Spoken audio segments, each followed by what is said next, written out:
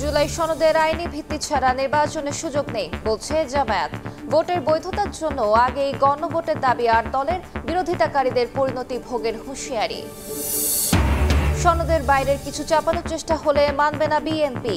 অমীমাংসিত বিষয়ে অন্তর্ভুক্ত করলে দায় নিতে হবে সরকারকে, অস্তিত্ব থাকবে না বলেই নির্বাচন পেছাতে চায় জামায়াত। পাচার হওয়া অর্থ ফেরাতে তৎপর সরকার। প্রক্রিয়া দীর্ঘমেয়াদী হওয়ায় লবিং অব্যাহত রাখতে হবে নির্বাচিত সরকারকে। মানি লন্ডারিং ঠেকাতে শক্ত পদক্ষেপের পরামর্শ। যেটা ছাড়ে না তারপরে আমরা ডাক্তারকে দেখাই আর কি। এত আকারে শ্বাসকষ্ট যে অক্সিজেন না ছাড়া ওর কোনো ইয়েই হয় না। দেশে প্রতি বছর নিউমোনিয়ায় প্রাণ হারাচ্ছে 24,000 শিশু। ঝুঁকিতে বয়স্করাও। ধরন বদলানোই কার্যকারিতা হারাচ্ছে পুরনো টিকা। আধুনিক প্রতিষেধক ব্যবহারের পরামর্শ।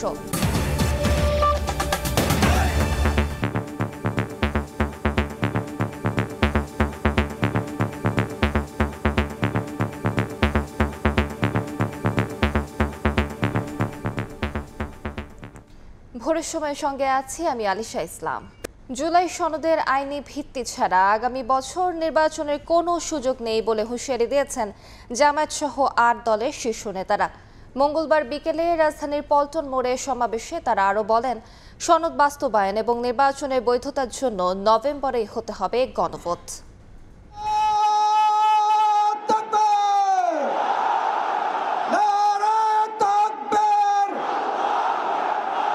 রাজধানীর বিভিন্ন এলাকা থেকে আসছে খণ্ড খণ্ড মিছিল। গন্তব্য রাজধানীর পল্টন মোড়। সমাবেশ স্থল ছাপিয়ে গুলিস্তান থেকে নাইটেঙ্গেল মোড়, বাইতুল মোকাররম উত্তর গেট থেকে মৎস্য ভবন মোড় পর্যন্ত তৈরি হয় জনসমুদ্র।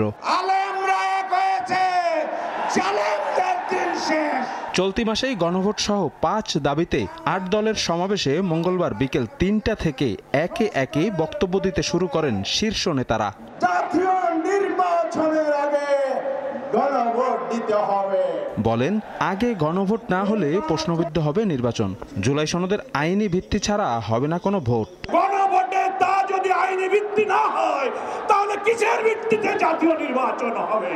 একমাত্র গণভোটের মধ্য দিয়ে জাতির আকাঙ্ক্ষা পূরণের যত সংস্কার হয়েছে তার আইনি ভিত্তি দেওয়া সম্ভব। জুলাই সনদ কোন কাগজের সনদ হিসেবে আমরা দেখতে চাই না। জুলাই সনদকে আমরা আগামীর বাংলাদেশের রূপরেখা হিসেবে দেখতে চাই। বাংলাদেশের ছাত্র জনতা, সর্বশ্রেণীর মানুষ আজকে জুলাই ভিত্তিক আইনি সর্বপ্রথম চায়, তারপর জাতীয় নির্বাচন চায়। প্রধান অতিথির বক্তব্যে জামায়াত আমির ডাক্তার শফিকুর রহমান হুঁশিয়ারি দেন, জুলাই বিপ্লবকে যারা ধারণ করে না তাদেরকে আগামী নির্বাচনে অংশ নিতে দেয়া হবে না। জুলাই বিপ্লবকে স্বীকৃতি দিতে হবে।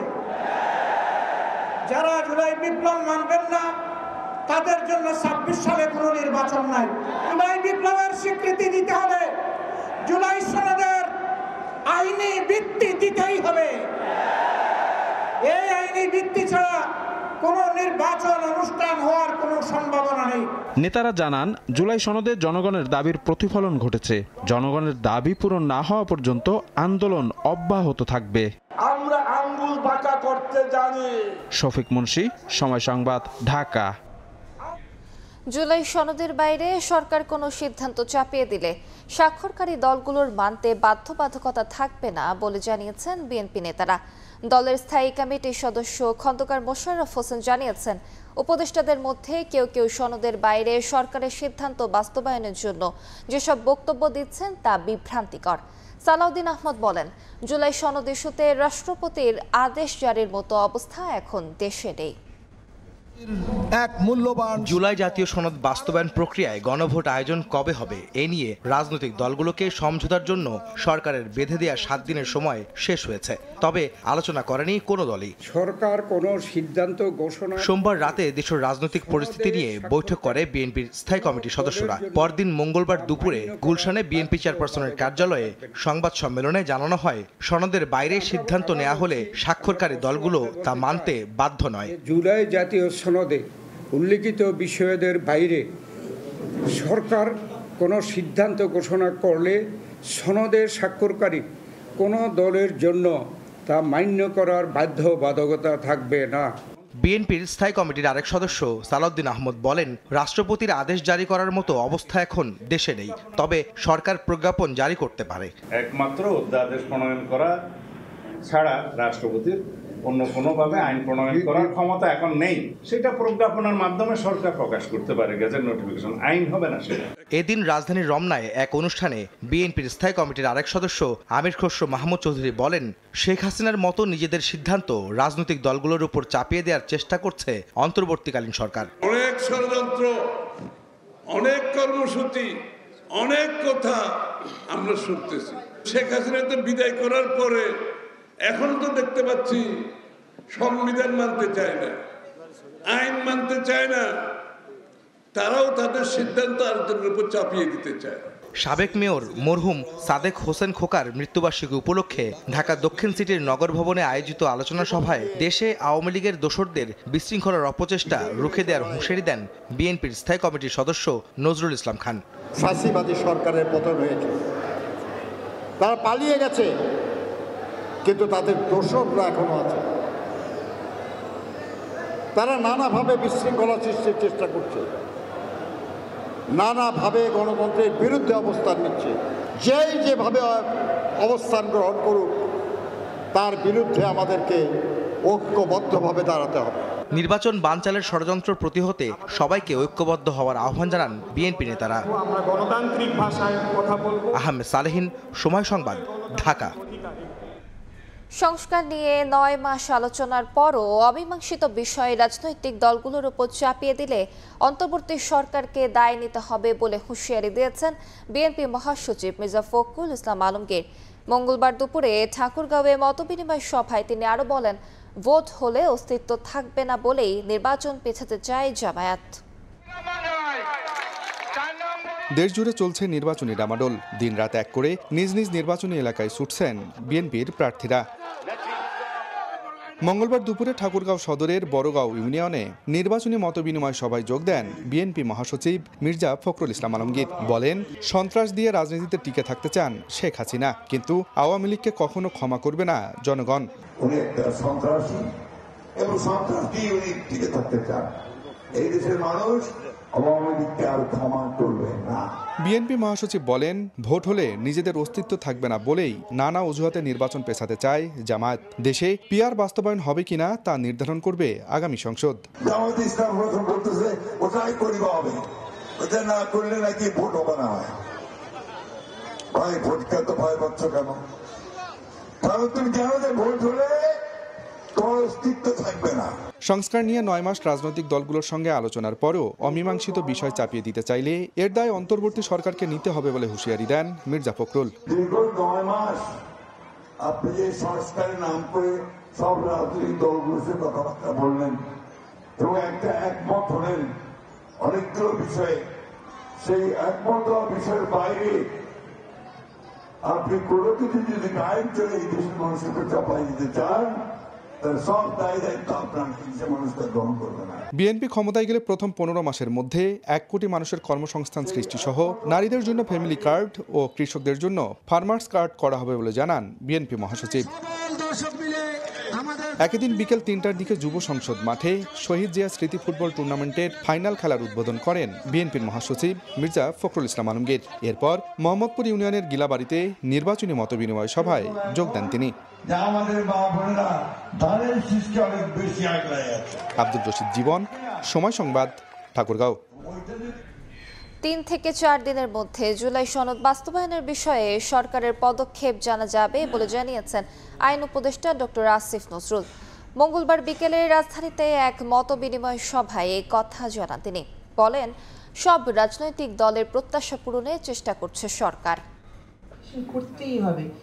জুলাই সনদ বাস্তবায়ন নিয়ে দলগুলোকে সমঝোতার জন্য 1 সপ্তাহ সময় দিয়েছিল অন্তর্বর্তী সরকার। তবে এ নিয়ে দলগুলোর মধ্যে হয়নি আনুষ্ঠানিক কোনো আলোচনা। ঘোষণা অনুযায়ী এবার সিদ্ধান্ত জানাবে সরকার।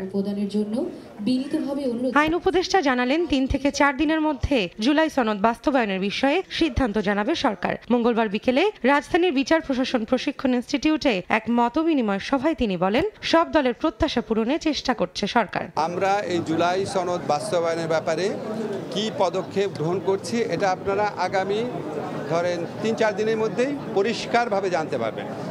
আমরা উপদেষ্টা পরিষদে বিভিন্ন পর্যায়ে আলোচনা করছি এবং আমরা চেষ্টা করছি সকল দলের প্রত্যাশার মধ্যে সমন্বয় ঘটিয়ে দেশের স্বার্থে, জনগণের স্বার্থে যেই ধরনের একটা পদক্ষেপ নেওয়া প্রয়োজন সেটাই আমরা নিতে যাচ্ছি। সংস্কার নিয়ে অপপ্রচার চালানো হচ্ছে উল্লেখ করে উপদেষ্টা বলেন, বিচার বিভাগ সংস্কার কমিশনের দেয়া ৭০ থেকে ৮০% প্রস্তাবই এরই মধ্যে বাস্তবায়ন হয়ে গেছে। এই বিভিন্ন সংস্কার কমিশনের মাধ্যমে যেই সমস্ত সংস্কার প্রস্তাব দেওয়া হচ্ছে, আপনাদেরকে চ্যালেঞ্জ দিয়ে বলছি, বিচার বিভাগীয় সংস্কার কমিশনে যে প্রস্তাব দিয়েছে, আমারটা আমি খুব ভালো জানি, যেটা আমারটা বলছি, সেখানে কমপক্ষে ৭০ থেকে ৮০% সংস্কার ইতিমধ্যে বাস্তবায়িত হয়েছে। রাজনৈতিক সংস্কৃতি ও জনগণের অভ্যাস বাদ না দিলে কোনো কিছুই পরিবর্তন হবে না বলে মনে করেন আইন উপদেষ্টা। সংবিধান কোনো ম্যাজিক না, আপনার মধ্যে লিখে দিলেন আর সব ভালো হয়ে গেল। রৌনক নিয়ন্তা, সময় সংবাদ, ঢাকা।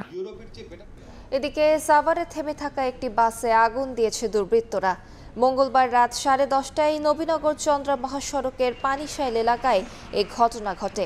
স্থানীয়রা জানান, মোটরসাইকেলে করে 2 অজ্ঞাত ব্যক্তি গাড়িতে কেরোসিন ঢেলে আগুন ধরিয়ে দেয়। এ সময় বাসের ভেতরে পরিচ্ছন্নতার কাজ করছিলেন 2 শ্রমিক। তাদের চিৎকারে পাশের সিএনজি স্টেশনের কর্মচারী ও এলাকাবাসী এসে 1.5 ঘন্টার চেষ্টায় আগুন নিয়ন্ত্রণে আনে।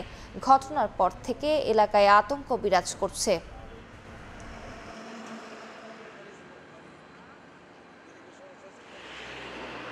13 নভেম্বর শেখ হাসিনার মামলার রায়ের দিন ধার্য ঘিরে আন্তর্জাতিক অপরাধ ট্রাইব্যুনাল এলাকার নিরাপত্তা জোরদার করেছে আইনশৃঙ্খলা বাহিনী। মঙ্গলবার দুপুরে ট্রাইব্যুনালের নিরাপত্তা ব্যবস্থা পরিদর্শন করেছেন ডিএমপি কমিশনার সাজ্জাদ আলী।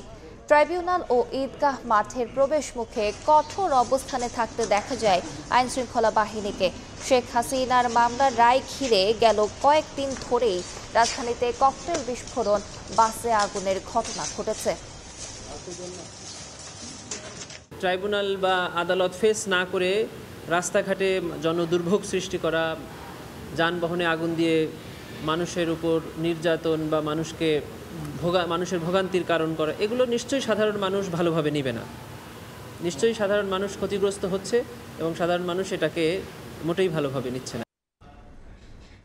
অনাকাঙ্ক্ষিত পরিস্থিতি মোকাবেলায় দেশের সব বিমানবন্দরে বিশেষ সতর্কতা অবলম্বনের নির্দেশ দিয়েছে বেসামরিক বিমান চলাচল কর্তৃপক্ষ বেবিচক।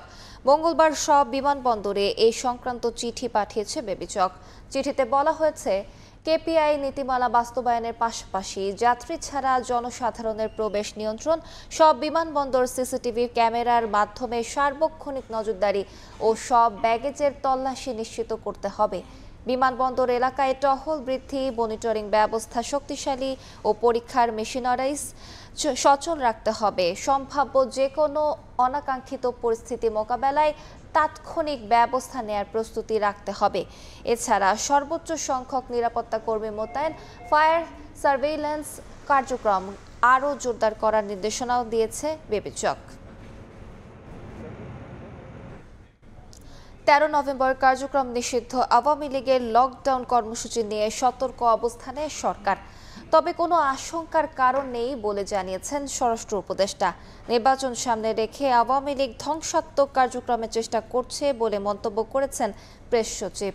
সচিবালয়ে আইন শৃঙ্খলা সংক্রান্ত উপদেষ্টা পরিষদ সভা শেষে স্বরাষ্ট্র উপদেষ্টা জানান, সতর্ক আছে সরকার। কয়েকটা জায়গায় ককটেল বিস্ফোরণ হয়েছে, এগুলি যেন না দেওয়া করতে পারে এই জন্য আইন শৃঙ্খলা বাহিনীকে ইনস্ট্রাকশন দেওয়া হয়েছে। যারা এই কাজগুলি করতেছে এরা কিন্তু সব দুষ্কৃতিকারী। বিকালে ডিএমপি মিডিয়া সেন্টারে চলমান আইন শৃঙ্খলা পরিস্থিতি সংক্রান্ত বিষয়ে ব্রিফিংয়ে ঢাকা মেট্রোপলিটন পুলিশ কমিশনার জানান, সামাজিক যোগাযোগ মাধ্যম ব্যবহার করে অস্থিরতা তৈরির চেষ্টা করছে একটি দল।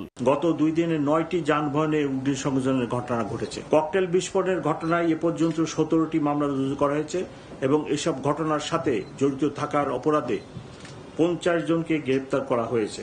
এদিকে কুমিল্লার 14 গ্রামে কুলিয়ারা উচ্চ বিদ্যালয়ের 4তলা ভবনের ভিত্তিপ্রস্তর স্থাপন অনুষ্ঠানে প্রধান উপদেষ্টার প্রেস সচিব বলেন, নির্বাচনকে সামনে রেখেই আওয়ামী লীগ ধ্বংসাত্মক সহিংসতার চেষ্টা করছে। 13 তারিখকে সামনে রেখে আওয়ামী লীগ তাদের এক ধরনের ডিস্ট্রাকটিভ এবং ভায়োলেন্ট অ্যাক্টিভিটিস করার চেষ্টা করছে। সব রকমের পরিস্থিতি মোকাবেলায় পুলিশ প্রস্তুত রয়েছে বলেও মন্তব্য করেন প্রেস সচিব। তারা এই সানবীর রূপল, সময় সংবাদ, ঢাকা।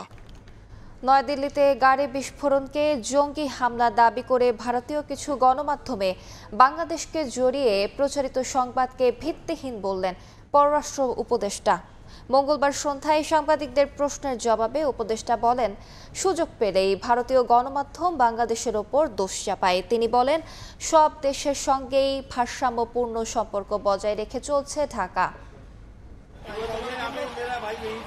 ভারতের নয়াদিল্লিতে লালকেল্লার সামনে গাড়িতে বোমা হামলার ঘটনায় বাংলাদেশকে জড়িয়ে কিছু ভারতীয় গণমাধ্যম সংবাদ প্রচার করেছে। মঙ্গলবার সন্ধ্যায় পররাষ্ট্র মন্ত্রণালয়ে সাংবাদিকদের প্রশ্নের জবাবে উপদেষ্টা বলেন, সুযোগ পেলেই ভারতীয় গণমাধ্যম বাংলাদেশের উপর দোষ চাপায়। লালকেল্লায় হামলার সঙ্গে ঢাকার কোনো সম্পর্ক নেই বলে জানান তিনি। মিডিয়া আমাদের উপর দোষ চাপানোর চেষ্টা করবেই, কিন্তু এতে কোনো কারণ নেই এটা বিশ্বাস করার, কোনো সেন্সিবল লোক তো এটা বিশ্বাস করবে না। আরেক প্রশ্নের জবাবে তিনি বলেন, চীন থেকে অস্ত্র কেনার বিষয়ে আমরা কারো দিকে ঝুঁকিনি। সব দেশের সঙ্গেই ভারসাম্যপূর্ণ সম্পর্ক বজায় রাখছে ঢাকা। আমরা কোনো দিকে ঢুকে যাচ্ছি না, আমরা ব্যালান্স রিলেশন বজায় রেখেছি এবং রাখি।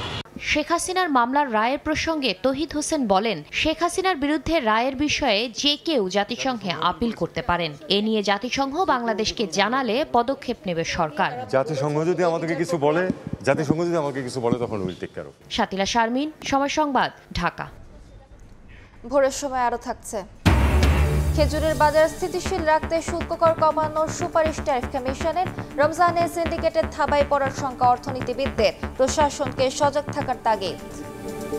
কার্যক্রম নিষিদ্ধ আওয়ামী লীগের নেতাকর্মীদের মামলা তুলে নেওয়া ইস্যুতে নিজের বক্তব্য সংবাদ মাধ্যমে ভুলভাবে উপস্থাপন করা হয়েছে বলে জানিয়েছেন বিএনপি মহাসচিব মির্জা ফখরুল ইসলাম আলমগীর। মঙ্গলবার বিএনপির সহ দফতর সম্পাদক তাইফুল ইসলাম টিপুর স্বাক্ষর করা এক বিবৃতিতে মির্জা ফখরুল তার বক্তব্যের ব্যাখ্যা দিয়েছেন। বিবৃতিতে বলা হয়, ঠাকুরগাঁওয়ে দেয়া তার বক্তব্য গণমাধ্যমে ভুলভাবে উপস্থাপন করা হয়েছে, যা অত্যন্ত দুঃখজনক। মির্জা ফখরুল বলেন, আমি আমার বক্তব্যে বলেছি যে আমরা প্রতিশোধের রাজনীতি করতে চাই না, আওয়ামী লীগের মতো হয়রানিমূলক মামলা করতে চাই না। ফখরুল বলেন, আমি আমার দেয়া বক্তব্যে আরও বলেছি যে এই ইউনিয়নে হয়রানিমূলক কোনো মামলা হলে আমরা তুলে নিব। দলীয়ভাবে বিবৃতি দেওয়ার পর আবার সামাজিক মাধ্যম ফেসবুক পোস্টেও নিজের বক্তব্যের ব্যাখ্যা দিয়েছেন বিএনপি মহাসচিব। বলেছেন, তিনি নিজে সহ লাখ লাখ কর্মী মিথ্যা মামলার ভুক্তভোগী। মিথ্যা মামলায় অনেকের জীবন শেষ হয়ে গেছে, তাই তিনি মিথ্যা মামলার বিপক্ষে। হাসিনা ও তার মাফিয়াদের বিচারের পাশাপাশি কোনো নিরপরাধ ব্যক্তিকে যাতে হয়রানি করা না হয় সে আহ্বানও জানিয়েছেন মির্জা ফখরুল তার বিবৃতিতে। বাংলাদেশ থেকে পাচার করা অর্থ উদ্ধারে প্রথমবারের মতো আন্তর্জাতিক বিভিন্ন সংস্থার সঙ্গে কাজ শুরু করেছে সরকার। একই সঙ্গে সংশ্লিষ্ট ব্যাংক এবং সংস্থাগুলোর মধ্যে আন্তঃসংযোগ করে দিচ্ছে বাংলাদেশ ব্যাংক। তবে অর্থ ফেরানোর প্রক্রিয়া দীর্ঘমেয়াদী হওয়ায় রাজনৈতিক সরকারের শক্ত ভূমিকা নিতে হবে বলে মনে করেন বাংলাদেশ ব্যাংক গভর্নর।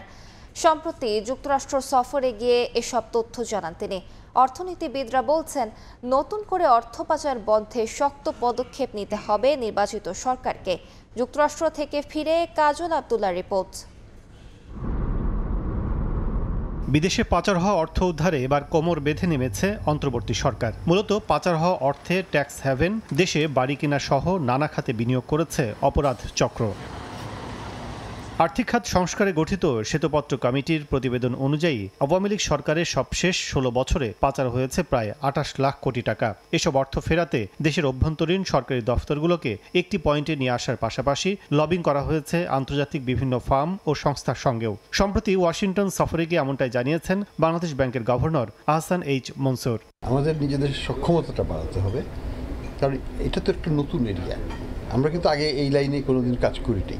বিদেশ থেকে টাকা উদ্ধার এই স্কেলে কোনোদিনও হয়নি।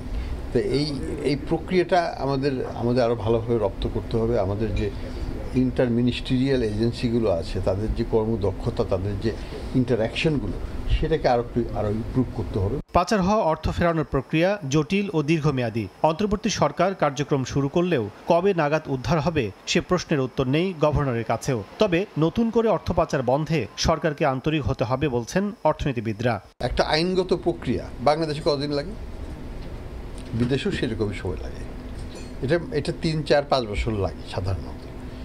কাজে এই ইন্টারিম গভর্নমেন্টের এই যে পলিটিক্যাল স্পেসের মধ্যে তো সম্ভব নয়, কাজে এটা আমরা যতখানি সম্ভব এটাকে আগিয়ে দিবে সরকার। বাংলাদেশ থেকে উদ্ধার করার চিন্তা না করি, এখন যাতে বাইরে না যায় সেটার জন্য আমি চেষ্টা করব। কিন্তু আমি এখন কি যাচ্ছে না বাইরে? প্রত্যেকটা সরকার যখন যে থাকে সে বলে যে আমি সব কিছু ঠিক করছি, কিন্তু যখন আপনার নতুন সরকার আসে তখন এটা বাইরে হয়। দীর্ঘদিন ধরে বাংলাদেশ ব্যাংকের দুর্বল নীতি ও আর্থিক গোয়েন্দা বিভাগ বিএফআইইউ এর দুর্নীতিও অর্থ পাচারের সহায়ক হিসেবে কাজ করেছে বলেও অভিযোগ রয়েছে। যুক্তরাষ্ট্রে এসে বাংলাদেশ থেকে পাচার হওয়া অর্থ ফেরানোর লক্ষ্যে বিভিন্ন সংস্থা বিভিন্ন মহলের সাথে যে দিন দরবার চলছে সে বিষয়টি নিশ্চিত করেছেন বাংলাদেশ ব্যাংকের গভর্নর। তবে প্রকৃতভাবে পাচার হওয়া অর্থ দেশে ফেরাতে হলে রাজনৈতিক সরকারের প্রত্যক্ষ সদিচ্ছা একান্তভাবে প্রয়োজন বলে মনে করেন তিনি, অন্যথায় সব ধরনের অগ্রগতি পিছিয়ে যাবে বলে জানিয়েছেন গভর্নর। কাজল আব্দুল্লাহ, সময় সংবাদ, ওয়াশিংটন ডিসি, যুক্তরাষ্ট্র। সরবরাহ ও চাহিদার কথা মাথায় রেখে খেজুরের আমদানির ওপর শুল্ক কর কমানোর সুপারিশ করেছে ট্রেড অ্যান্ড ট্যারিফ কমিশন। তবে শুল্ক সুবিধা দিলেই হবে না, ভোক্তার স্বার্থে বাজার সিন্ডিকেট ভাঙার তাগিদ অর্থনীতিবিদদের। অন্তরা সেনের রিপোর্ট। বছর জুড়েই দরকারি খেজুরের চাহিদা বাড়ে রমজানে, আর সেই বাড়তি যোগান নিশ্চিতে মাস তিনেক আগে থেকেই শুরু হয় আমদানিকারকদের তোড়জোড়। বাংলাদেশ ফ্রেশ ফ্রুট অ্যাসোসিয়েশন ও ইম্পোর্টার্সের তথ্য, রমজানে দেশের চাহিদা থাকে প্রায় ৮০,০০০ মেট্রিক টন খেজুরের। এবার পণ্যের যোগান নিয়ে দেখা দিয়েছে অনিশ্চয়তা, কারণ একদিকে যেমন রয়েছে উচ্চ শুল্ক কর, অন্যদিকে রয়েছে সময় মতো ঋণপত্র খোলার চাপ। রমজানে খেজুরের চাহিদাটা আপনার 10 গুণ বেড়ে যায়। সেই চাহিদা পূরণের জন্য আমাদের আমদানিটা একটু স্বচ্ছ থাকুক। রমজান মাস উপলক্ষে আমাদের গভর্নমেন্ট যদি আমাদের ট্যাক্সটা কমায়, তারপরে আদার্স যেই কস্টিংগুলো আছে এগুলো যদি কমিয়ে দেয়, তাহলে অবশ্যই রমজান মাসে এবার দামটা কিছুটা হলেও সহনশীল পর্যায়ে আশা করতেছে আমরা থাকবে। বর্তমানে খেজুরের দাম একটু বাড়তি থেকে কমবো কিনে এটা আমরা আসলে জানি না। এ অবস্থায় ভোক্তা বাজার বিবেচনায় খেজুর আমদানিতে শুল্ক কর কমানোর সুপারিশ করেছে ট্রেড অ্যান্ড ট্যারিফ কমিশন। মোট ৫৭.২% শুল্ক করের মধ্যে আগামী ৩১শে মার্চ পর্যন্ত আমদানি শুল্ক ২৫ থেকে ১৫, নিয়ন্ত্রণমূলক শুল্ক ৩% সম্পূর্ণ প্রত্যাহার ও উৎসে কর ১০ থেকে কমিয়ে ৩% করার প্রস্তাব দিয়েছে সংস্থাটি। অর্থনীতিবিদরা বলছেন, রমজানকে ঘিরে খেজুর নিয়ে যেন কোনো সিন্ডিকেট গড়ে উঠতে না পারে, এজন্য এখন থেকেই কাজ করতে হবে প্রশাসনকে। যে সিন্ডিকেশনটা হয় বা রোজার আগে যে সিন্ডিকেশনটা হয় সেটা ভাঙাটা খুব জরুরি। কিন্তু এইবার একটা বড় সমস্যা আছে। সমস্যাটা হলো যে এই সময়টাতে কিন্তু রোজার আগে নির্বাচন হবে, এবং নির্বাচনের ডামাডোলে দেখা যায় যে সিন্ডিকেট আবার শক্তিশালী হচ্ছে, মাথাচড়া দিয়ে উঠছে। যে সমস্ত প্রশাসনিক দপ্তরগুলো আছে, তো তারা যেন একটা বড় পরিকল্পনা তৈরি করে, যাতে করে এই রমজানের সময়ে এই খেজুরকে কেন্দ্র করে বিশেষ কোনো সিন্ডিকেট তৈরি না হয়। কারণ পরিকল্পনাটা এখনই করতে হবে। শুধু খেজুর নয়, অন্য ফলমূলের বাজারও যেন আসছে রমজানে স্বাভাবিক থাকে, সেই পরিকল্পনা সাজানোর তাগিদ বিশ্লেষকদের। অন্তরা সেন, সময় সংবাদ, ঢাকা। নিউমোনিয়া বিশ্বব্যাপী প্রতি বছর ৮ লাখের বেশি শিশুর প্রাণ কেড়ে নেয়। দিন দিন আরও ভয়াবহ রূপ নিচ্ছে এ রোগ। আক্রান্ত ও মৃত্যুর দিক থেকে বাংলাদেশের অবস্থাও নাজুক। দেশে প্রতি বছর প্রায় ২৪,০০০ শিশু নিউমোনিয়ায় মারা যায়।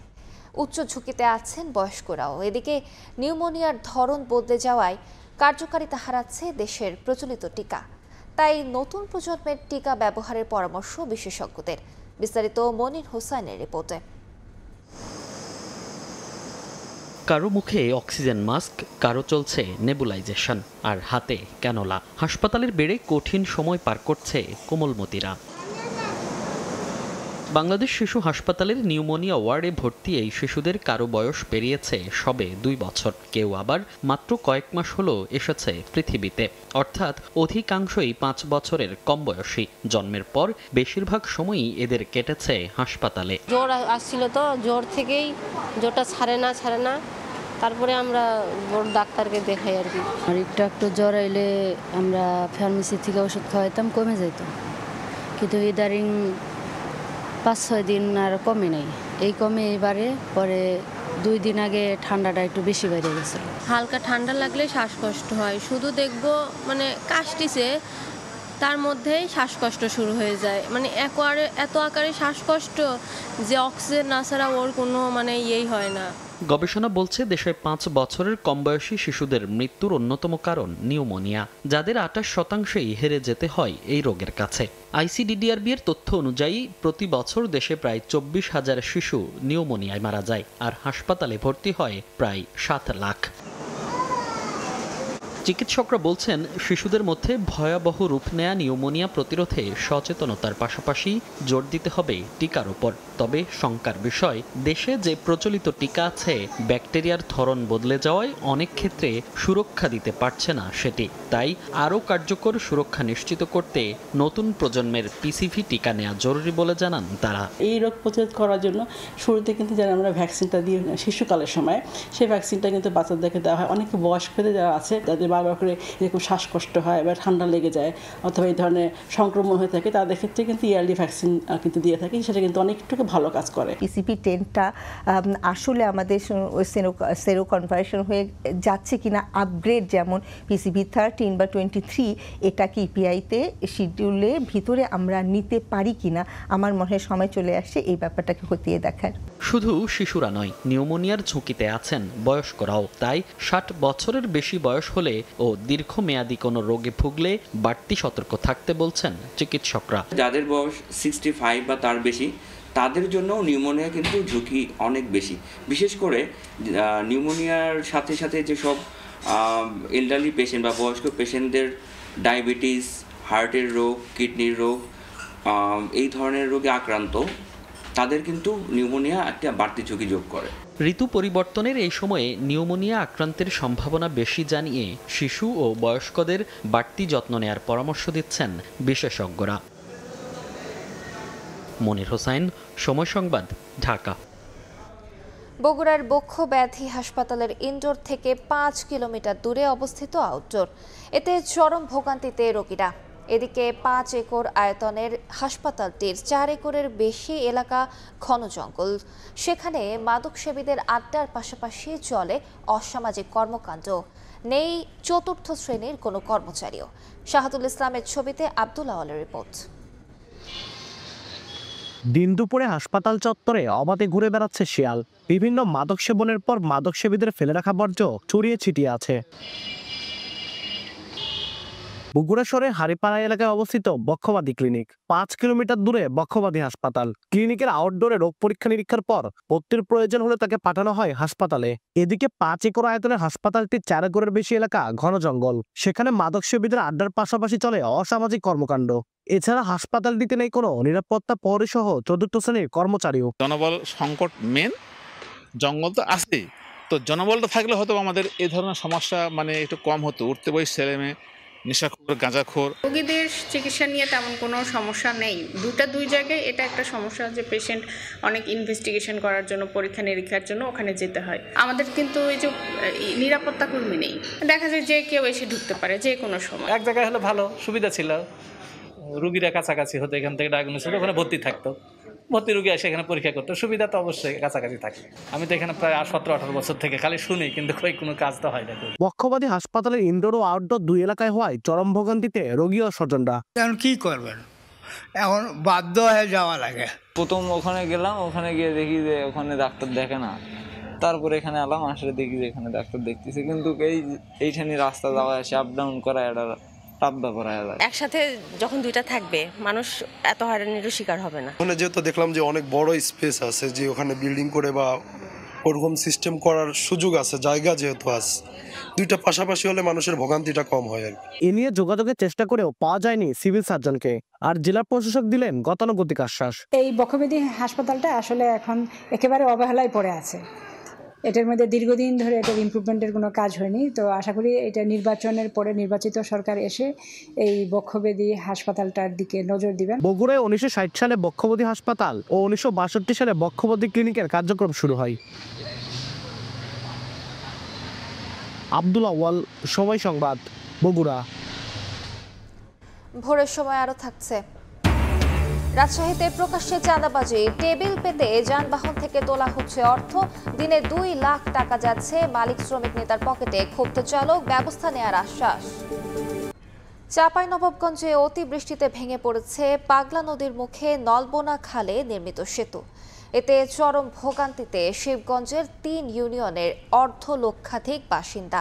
স্থানীয়দের অভিযোগ, নিম্নমানের সামগ্রী ব্যবহার ও পর্যাপ্ত পানি নিষ্কাশন ব্যবস্থা না থাকায় ভেঙে পড়েছে সেতুটি। তবে পরীক্ষা নিরীক্ষার পর পুনর্নির্মাণের আশ্বাস উপজেলা নির্বাহী কর্মকর্তার। জাহাঙ্গীর আলমের তথ্য ও ছবিতে রিপোর্ট। 2015-16 অর্থ বছরে চাঁপাইনবাবগঞ্জের শিবগঞ্জ উপজেলার নলবোনা খালের ওপর নির্মাণ করা হয় সেতু, যা দিয়ে শ্যামপুর, বিনোদপুর ও শাহবাজপুর ইউনিয়নের মানুষ চলাচল করত। কিন্তু গত 1 নভেম্বর হঠাৎই এক রাতের বৃষ্টিতে ধসে পড়ে সেতুটি। এতে আশপাশের এলাকার মানুষ পড়েছেন চরম ভোগান্তিতে। সেতু ভেঙে পড়ায় এই রাস্তা দিয়ে চলাচল করতে পারছে না কোনো যানবাহন। বিকল্প পথ ব্যবহার করার কারণে শিক্ষার্থী ও ব্যবসায়ীদের গুনতে হচ্ছে অতিরিক্ত ভাড়া। কৃষিপণ্য পরিবহন করতেও বেকায়দায় পড়েছেন চাষিরা। স্থানীয়দের অভিযোগ, নিম্নমানের নির্মাণ সামগ্রী ও অনিয়ম হওয়ায় সেতু নির্মাণের কয়েক বছর পরই ভেঙে পড়েছে। বর্ষা হলো রাতে, আর সকালে 10টার পর লাগলো কাটতে গেলে ভুঁসড়ে হলো গাফলতি আছে, তা যার ধরনের ব্রিজটা এরকম বসে গেল। রডের যে কাজ দেখলাম ওখানে ভাঙা আছে, ওই জালিটা কিন্তু ডবল জালি থাকার কথা ছিল, জালিটা কিন্তু একটাই দেওয়া আছে। তাতে সিমেন্ট বা রড দিয়া করেও ভেঙে চলে গেল পাথর দিয়ে। তাহলে কি দুর্নীতি করে কাজ করেছে। এত বড় বড় বর্ষা ব্রিজ ভাঙেনি, তাহলে আজ ভেঙে গেলো। ভালো হলে ভাঙবে কেন? ভালো হয়নি, সে ভেঙে গেলো। 3-4 ইউনিয়নের লোকে এখানে যাতায়াত করে, ভেঙে যাওয়ার কারণে এখানে যাতায়াত করতে পারছি না, অসুবিধা হয়েছে যাতায়াত করার জন্য। মানুষের জনজীবন একেবারে ব্যাহত হয়ে গেছে, মানুষ খুব দুর্ভোগ পায়। তবে অনিয়মের অভিযোগ অস্বীকার করলেন প্রকল্প কর্মকর্তা, আর পরীক্ষা নিরীক্ষা করে দ্রুত সেতুটি পুনর্নির্মাণের আশ্বাস উপজেলা নির্বাহী কর্মকর্তার। স্ট্রাকচারটা ঠিক আছে, বাট ওই নিচে স্কারিং হয়ে মাটি সরে যাওয়ার কারণে জিনিসটা বসে গেছে আর কি। উপজেলা প্রশাসন এবং ইউনিয়ন পরিষদের মাধ্যমে মাটি ভরাট করে আপাতত বৃষ্টি যান চলাচল, জনগণের চলাচলের উপযোগী করার ব্যবস্থা করছি। পাশাপাশি আমরা কারিগরি প্রতিবেদন পেলে বৃষ্টি মেরামতযোগ্য কিনা সেই বিষয়ে নিশ্চিত হতে চাই। তারপরে আমরা মেরামত অথবা মেরামতযোগ্য না হলে হয়তো নতুন ব্রিজের আমাদের প্রয়োজন হতে পারে। সেতুটি নির্মাণে ব্যয় হয়েছিল 32,53,000 টাকা। সময় সংবাদ, চাঁপাইনবাবগঞ্জ। ত্রাণ ও দুর্যোগ ব্যবস্থাপনা মন্ত্রণালয়ের অধীনে নাটোরের গ্রামীণ সড়ক এবং বিভিন্ন মোড় ও প্রতিষ্ঠান এলাকায় রাতে আলোকিত করতে 3,500 সৌর বিদ্যুতের বাতি স্থাপন করা হয়, কিন্তু বেশিরভাগই নষ্ট হয়ে পড়ে আছে দীর্ঘদিন ধরে। ইউপি চেয়ারম্যানদের দাবি, তাদের অজান্তে এসব বাতি স্থাপন করেছেন উপজেলা পরিষদের প্রকল্প কর্মকর্তারা। আল মামুনের পাঠানো তথ্য ও রকুনুজ্জামানের ছবি নিয়ে রিপোর্ট। গ্রামীণ সড়কের পাশে স্থাপিত সৌরবিদ্যুতের বাতিগুলো রাতের বেলায় কোনোটা টিমটিম করে জ্বলছে, কোনোটা অকেজো, আর কিছু বাতি ঠিকভাবে জ্বলছে। ত্রাণ ও দুর্যোগ ব্যবস্থাপনা মন্ত্রণালয়ের অধীনে নাটোরের 52টি ইউনিয়নে গ্রামীণ সড়ক এবং বিভিন্ন মোড় ও প্রতিষ্ঠান এলাকায় রাতে আলোকিত করতে 3,500 সৌর বিদ্যুতের বাতি স্থাপন করা হয়, কিন্তু বাতিগুলো বেশিরভাগই নষ্ট হয়ে পড়ে আছে দীর্ঘদিন ধরে। এলাকাবাসীর অভিযোগ, কোনোটি 6 মাস ও 1 বছর পর থেকে জ্বলছে না। অন্ধকারে পথে যাইতে লাগলে, হাঁটতে লাগলে সমস্যা হয়, তারপরে আপনার অন্ধকারের মধ্যে চুরি ডাকাতি হয়। রাতের বেলা অনেক সময় দেখা যাচ্ছে যে কেউ পাশে দাঁড়া আছে কিনা দেখতে পায় না, ভয় ভয় ভাব লাগে। ইউপি চেয়ারম্যানের দাবি, বাতিগুলো স্থাপনের সময় সংশ্লিষ্ট চেয়ারম্যানদের অবহিত করা হয়নি। এগুলো মেরামত করতে উপজেলা প্রকল্প কর্মকর্তাদের বলেও কোনো প্রতিকার মেলেনি। প্রথম থেকে যখন বলেছি যেগুলো একটু ঠিক করে দেন, ঠিকাদারে যখন এরকম তখন শোনা যায় কইতে ঠিকাদারের মেয়াদ শেষ হয়ে গেছে, ঠিকাদারের কার খুঁজে পাওয়া যাচ্ছে না। 80,000 টাকা জিনিস যদি 6 মাস না যায়, 1 বছর না যায়, তাহলে সরকারের এটা জনগণের টাকা, এটা অপচয় হয়েছে বলে আমি মনে করি। বেশিরভাগ সৌর বিদ্যুতের বাতি রক্ষণাবেক্ষণের মেয়াদ পার হয়ে যাওয়ায় নষ্ট হয়ে গেছে জানান জেলা ত্রাণ ও পুনর্বাসন কর্মকর্তা। এগুলো মেরামতের জন্য অধিদপ্তরকে অবহিত করা হবে। ওয়ারেন্টি টাইম 3 বছর পার হয়ে গেছে। ম্যাক্সিমাম আসলে রোড লাইটগুলো এখন অকেজ অবস্থায় আছে। বেশি টাকা লাগবে না, হয়তো অল্প টাকার মধ্যে আমরা এটা মেরামত করার জন্য ব্যবস্থা নেওয়ার জন্য চেষ্টা করব। ঢাকার সাউদার্ন রিনিউয়েবল এনার্জি লিমিটেড ও আভা ডেভেলপমেন্ট কোম্পানি লিমিটেড 2016 সাল থেকে 2019 সাল পর্যন্ত সৌরবিদ্যুতের বাতিগুলো স্থাপন করে। প্রতিটিতে ব্যয় হয় 41,000 টাকা করে। সময় সংবাদ, নাটোর। রাজশাহীতে বিভিন্ন যানবাহন থেকে সংগঠনের নামে প্রতিদিন তোলা হচ্ছে লাখ লাখ টাকা চাঁদা। কোনো রসিদ না দিয়ে আদায় করা হচ্ছে বেশিরভাগ চাঁদা। এসব টাকার কোনো হিসাব না থাকায় অধিকাংশই যাচ্ছে মালিক ও শ্রমিক সংগঠনের নেতাদের পকেটে। এতে ক্ষুব্ধ যানবাহন চালকরা। জড়িতদের বিরুদ্ধে ব্যবস্থা নেওয়ার আশ্বাস আইনশৃঙ্খলা বাহিনীর শীর্ষ কর্মকর্তাদের। হাবিবুর রহমান পাপ্পুর তোলা ছবিতে বিস্তারিত সাইফুর রহমান রকির প্রতিবেদনে। রাজশাহীর বানেশ্বর মোড়ে পুলিশের ট্রাফিক বক্সের সামনে প্রকাশ্যে ব্যাটারি চালিত অটোরিকশা থেকে 10 থেকে 20 টাকা করে চাঁদা আদায় করছে একটি চক্র। এছাড়া তানোর চান্দুরিয়া বাজারে রীতিমতো চেয়ার টেবিল পেতে বসে বাস প্রতি 30 টাকা করে আদায় করা হচ্ছে চাঁদা। মুঠোফোনে ধারণকৃত ফুটেজে উঠে এসেছে এসব চিত্র। আর পুলিশ সুপার অফিসের সামনে হিউম্যান হলার গাড়ির স্ট্যান্ড, সেখানে প্রতিদিন অর্ধশত গাড়ি থেকে মালিক সমিতির নামে 100 টাকা করে চাঁদা নেওয়া হচ্ছে। আর কোর্ট থেকে বানেশ্বর পর্যন্ত 4টি পয়েন্টে চাঁদা দিতে হচ্ছে আরও 120 টাকা থেকে 150 টাকা পর্যন্ত।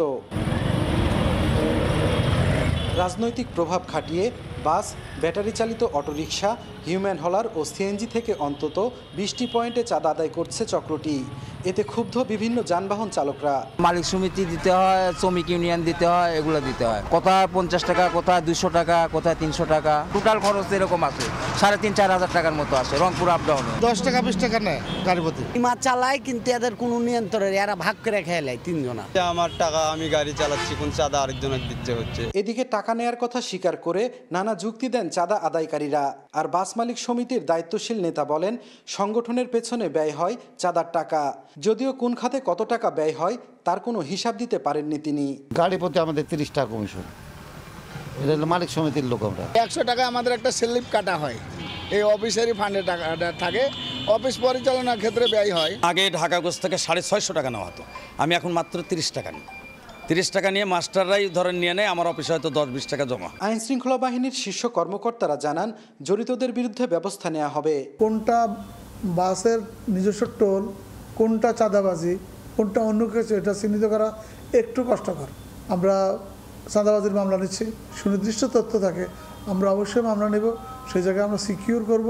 ইনশাআল্লাহ আমরা আশা করছি অবস্থার উন্নতি হবে। যদি চাঁদাবাজি বেড়ে যায় আমাদের অভিযান সঙ্গত কারণেই বেড়ে যাবে। তবে আমাদের জন্য ভালো হয় যদি এটা ট্যাঞ্জেবল হয়, মানে দৃশ্যমান হলে, কগনিজেবল হলে আমরা হাতে নাতে গ্রেফতার করতে সক্ষম হই। জেলায় প্রতিদিন 800 বাস, 500 সিএনজি অটোরিকশা, 1,500 ব্যাটারি চালিত অটোরিকশা ও হিউম্যান হলার থেকে প্রতিদিন গড়ে 2 লাখ টাকা চাঁদা আদায় করা হয়। গত 1 বছরে 25 জন চাঁদাবাজকে আটক করেছে আইন শৃঙ্খলা বাহিনী। সাইফুর রহমান রকি, সময় সংবাদ, রাজশাহী। প্রিপেইড মিটার নিয়ে ভোগান্তিতে নওগাঁর গ্রাহকরা। বিদ্যুৎ বিল সাশ্রয়ী ও নিরাপদ হবে এমন আশ্বাসে স্থাপন করা প্রিপেইড মিটার এখন গ্রাহকদের গলার কাটা। সার্ভিস চার্জ সহ বিভিন্ন কারণ দেখিয়ে মোটা অঙ্কের টাকা কেটে নেয়ার অভিযোগ গ্রাহকদের। এ ব্যাপারে সংশ্লিষ্ট অফিসে অভিযোগ দিয়েও প্রতিকার না পাওয়ার দাবি তাদের। তবে প্রকল্প পরিচালক বলছেন, গ্রাহকের অভিযোগ খতিয়ে দেখে ব্যবস্থা নেওয়া হচ্ছে। এমআর রকের রিপোর্ট, ছবি তুলেছেন রকিবুল ইসলাম। 3 মাস আগে নওগাঁ সদর উপজেলার লস্করপুর এলাকার ঘরে ঘরে স্থাপন করা হয় প্রিপেড মিটার। প্রথম দিকে এসব মিটারে একটি ব্যালেন্স দেওয়া হয় গ্রাহকদের। কার্ড পদ্ধতিতে টাকা তোলার পর সার্ভিস চার্জ সহ বিভিন্ন খাত দেখিয়ে 1,400 থেকে 450 টাকা আগে কেটে রাখছে কর্তৃপক্ষ। ভুক্তভোগী গ্রাহকরা বলছেন, প্রিপেড মিটার লাগানোর পর একদিকে দ্বিগুণ বিল, অন্যদিকে মিটার লক সহ নানা সমস্যায় পড়তে হচ্ছে তাদের। আর এ ব্যাপারে সংশ্লিষ্ট অফিসে অভিযোগ দিয়েও মিলছে না প্রতিকার। আগে 300, 400, 500 টাকা বিল আসছে, আর এখন টাকা তুললে 15 দিনে মাথাতে 800, 1000 টাকা তুলি থাকে না, চলে যায়। এই মিটার লাগা আমাকে খুব অসুবিধা হচ্ছে, খুব অশান্তিতে আছি। গত মাসের 3 তারিখে আমি 20,000 টাকা মিটার লোড দিছিলাম মিলের, সেখানে আমি মাত্র টাকা পাইছি 8,000 কয়েক টাকা। 500 যদি আমরা তুলি দেখা যায় 320, 30 এরকম টাকা থাকে। মানে এমনভাবে এই টাকাগুলো কাটাতে আমরা কিছু বুঝতেই পারি না, কেমন করে টাকা তুলে কেমনি করে টাকা কাটা না যায় আমরা বুঝতে পারি না। বারবার করে নিষেধ করেছি যে আমরা এই মিটার বদলাম না, তবু মিটার বদলাচ্ছে ওরা। কোনো প্রকার নোটিশ ছাড়াই প্রিপেড মিটার লাগানোর এই প্রক্রিয়াকে অস্বচ্ছ দাবি করে আসছে নওগাঁ বিদ্যুৎ গ্রাহক স্বার্থ রক্ষা কমিটি। ত্রুটিপূর্ণ প্রিপেড মিটার বন্ধের দাবিতে নেস্কো অফিস ঘেরাও সহ চলছে সভা সমাবেশ। আমার মিটার আমি লাগাবো আমার টাকা দিয়ে, আমি কেন বিল দিব, কেন সার্ভিস চার্জ দেব, কেন আমরা তারা তো বিল নিচ্ছে, আমরা কেন মিটার ভাড়া দিব? ভুক্তভোগী গ্রাহকদের অভিযোগ খতিয়ে দেখে প্রিপেড মিটার যুগোপযোগী করার আশ্বাস প্রকল্প পরিচালকের। ডিমান্ড চার্জ, মিটার ভাড়া এটা দিয়ে আপত্তি থাকতে পারে গ্রাহকের, এটা হয়তো এই চার্জ দিয়ে যদি সুনির্দিষ্টভাবে এই চার্জ দুটা দিয়ে যদি আপত্তি থাকে তাহলে সংশ্লিষ্ট কর্তৃপক্ষের অবগত করলে তারা তো এগুলো তো পুনর্বিবেচনা করতেও পারে। এটা তো day to day, time to time change হতেই পারে। চলতি বছর নওগাঁ সদর উপজেলায় বাসাবাড়ি মিল কারখানায় 12,000 প্রিপেড মিটার স্থাপন করেছে নেসকো। নর্দার্ন ইলেকট্রিসিটি সাপ্লাই নেসকোর তথ্য বলছে জেলায় তাদের গ্রাহক রয়েছে 75,000। এসব গ্রাহকের মাঝেই সরবরাহ করা হচ্ছে এই প্রিপেড মিটার। স্মার্ট বাংলাদেশ গড়তে প্রযুক্তির কোনো বিকল্প নেই, কিন্তু সেই প্রযুক্তি জনবান্ধব এবং কল্যাণকর করা হোক এমন দাবি ভুক্তভোগীদের। নওগাঁ লস্করপুর থেকে এমআর রকি, সময় সংবাদ। মুন্সিগঞ্জের মিরকাদিম আড়তে ইলিশের সরবরাহ বেড়েছে। নানা সাইজের ইলিশে ভরপুর হাট, কিন্তু ছোট বড় অধিকাংশ ইলিশের পেটেই ডিম। তাই প্রজনন মৌসুম নির্ধারণ নিয়ে প্রশ্ন তুলেছেন মৎস্যজীবীরা। সেখানে আছেন রিপোর্টার নাসিরউদ্দিন উজ্জ্বল। আমরা সরাসরি চলে যাচ্ছি সেখানে। উজ্জ্বল, হেমন্তের শিশির ভেজা ভোরে হাট ডাককে বিক্রি হচ্ছে জাতীয় মাছ ইলিশ, এবং এই হাটের চারিদিকে কিন্তু রূপালী ঝিলিক পড়েছে। এবং এই যে ছোট বড় নানা রকম সাইজের ইলিশ, সেগুলো আপনারা দেখছেন যে কত বড় বড় পসরা বসেছে। কিন্তু এই যে ইলিশ ঘিরে যে মানুষের ভিড়, উপচে পড়া ভিড়, সেই ভিড়ের মধ্যে কিন্তু ভোক্তারা যেটি দাবি করছেন যে এই ইলিশের অতিরিক্ত দর, এবং এই যে ইলিশ 500 টাকা বেড়েছে 2 দিনের ব্যবধানে। এখন বড় ইলিশ কিন্তু বিক্রি হচ্ছে 2500 টাকা কেজিতে, আর যেগুলো 1 কেজি ওজনের ইলিশ সেগুলো বিক্রি হচ্ছে 2200 টাকা কেজিতে, এবং ছোট আকারে ইলিশ বিক্রি হচ্ছে 600 টাকা কেজিতে। তো এইখানকার যে যারা আড়তদার আছেন তারা বলছেন যে চাহিদার চাইতে সরবরাহ কম থাকার কারণে দামটি বেড়েছে, কিন্তু ভোক্তারা বলছেন যে এগুলো সিন্ডিকেটের কারসাজি। আর এই ইলিশের পেটে কিন্তু ডিম পাওয়া যাচ্ছে। তারা বলছেন যে এই ছোট আকারের ইলিশ যেগুলো আছে বা বড় আকার, বেশিরভাগ ইলিশে কিন্তু পেটে ডিম, এবং এই যে প্রজনন মৌসুম, এই মৌসুম নিয়ে তারা প্রশ্ন তুলেছেন যে প্রজনন যে সময়টি তারা মাছ ধরা নিষিদ্ধ করেছে, তারপরেও কিন্তু ইলিশে প্রচুর ডিম পাওয়া যাচ্ছে।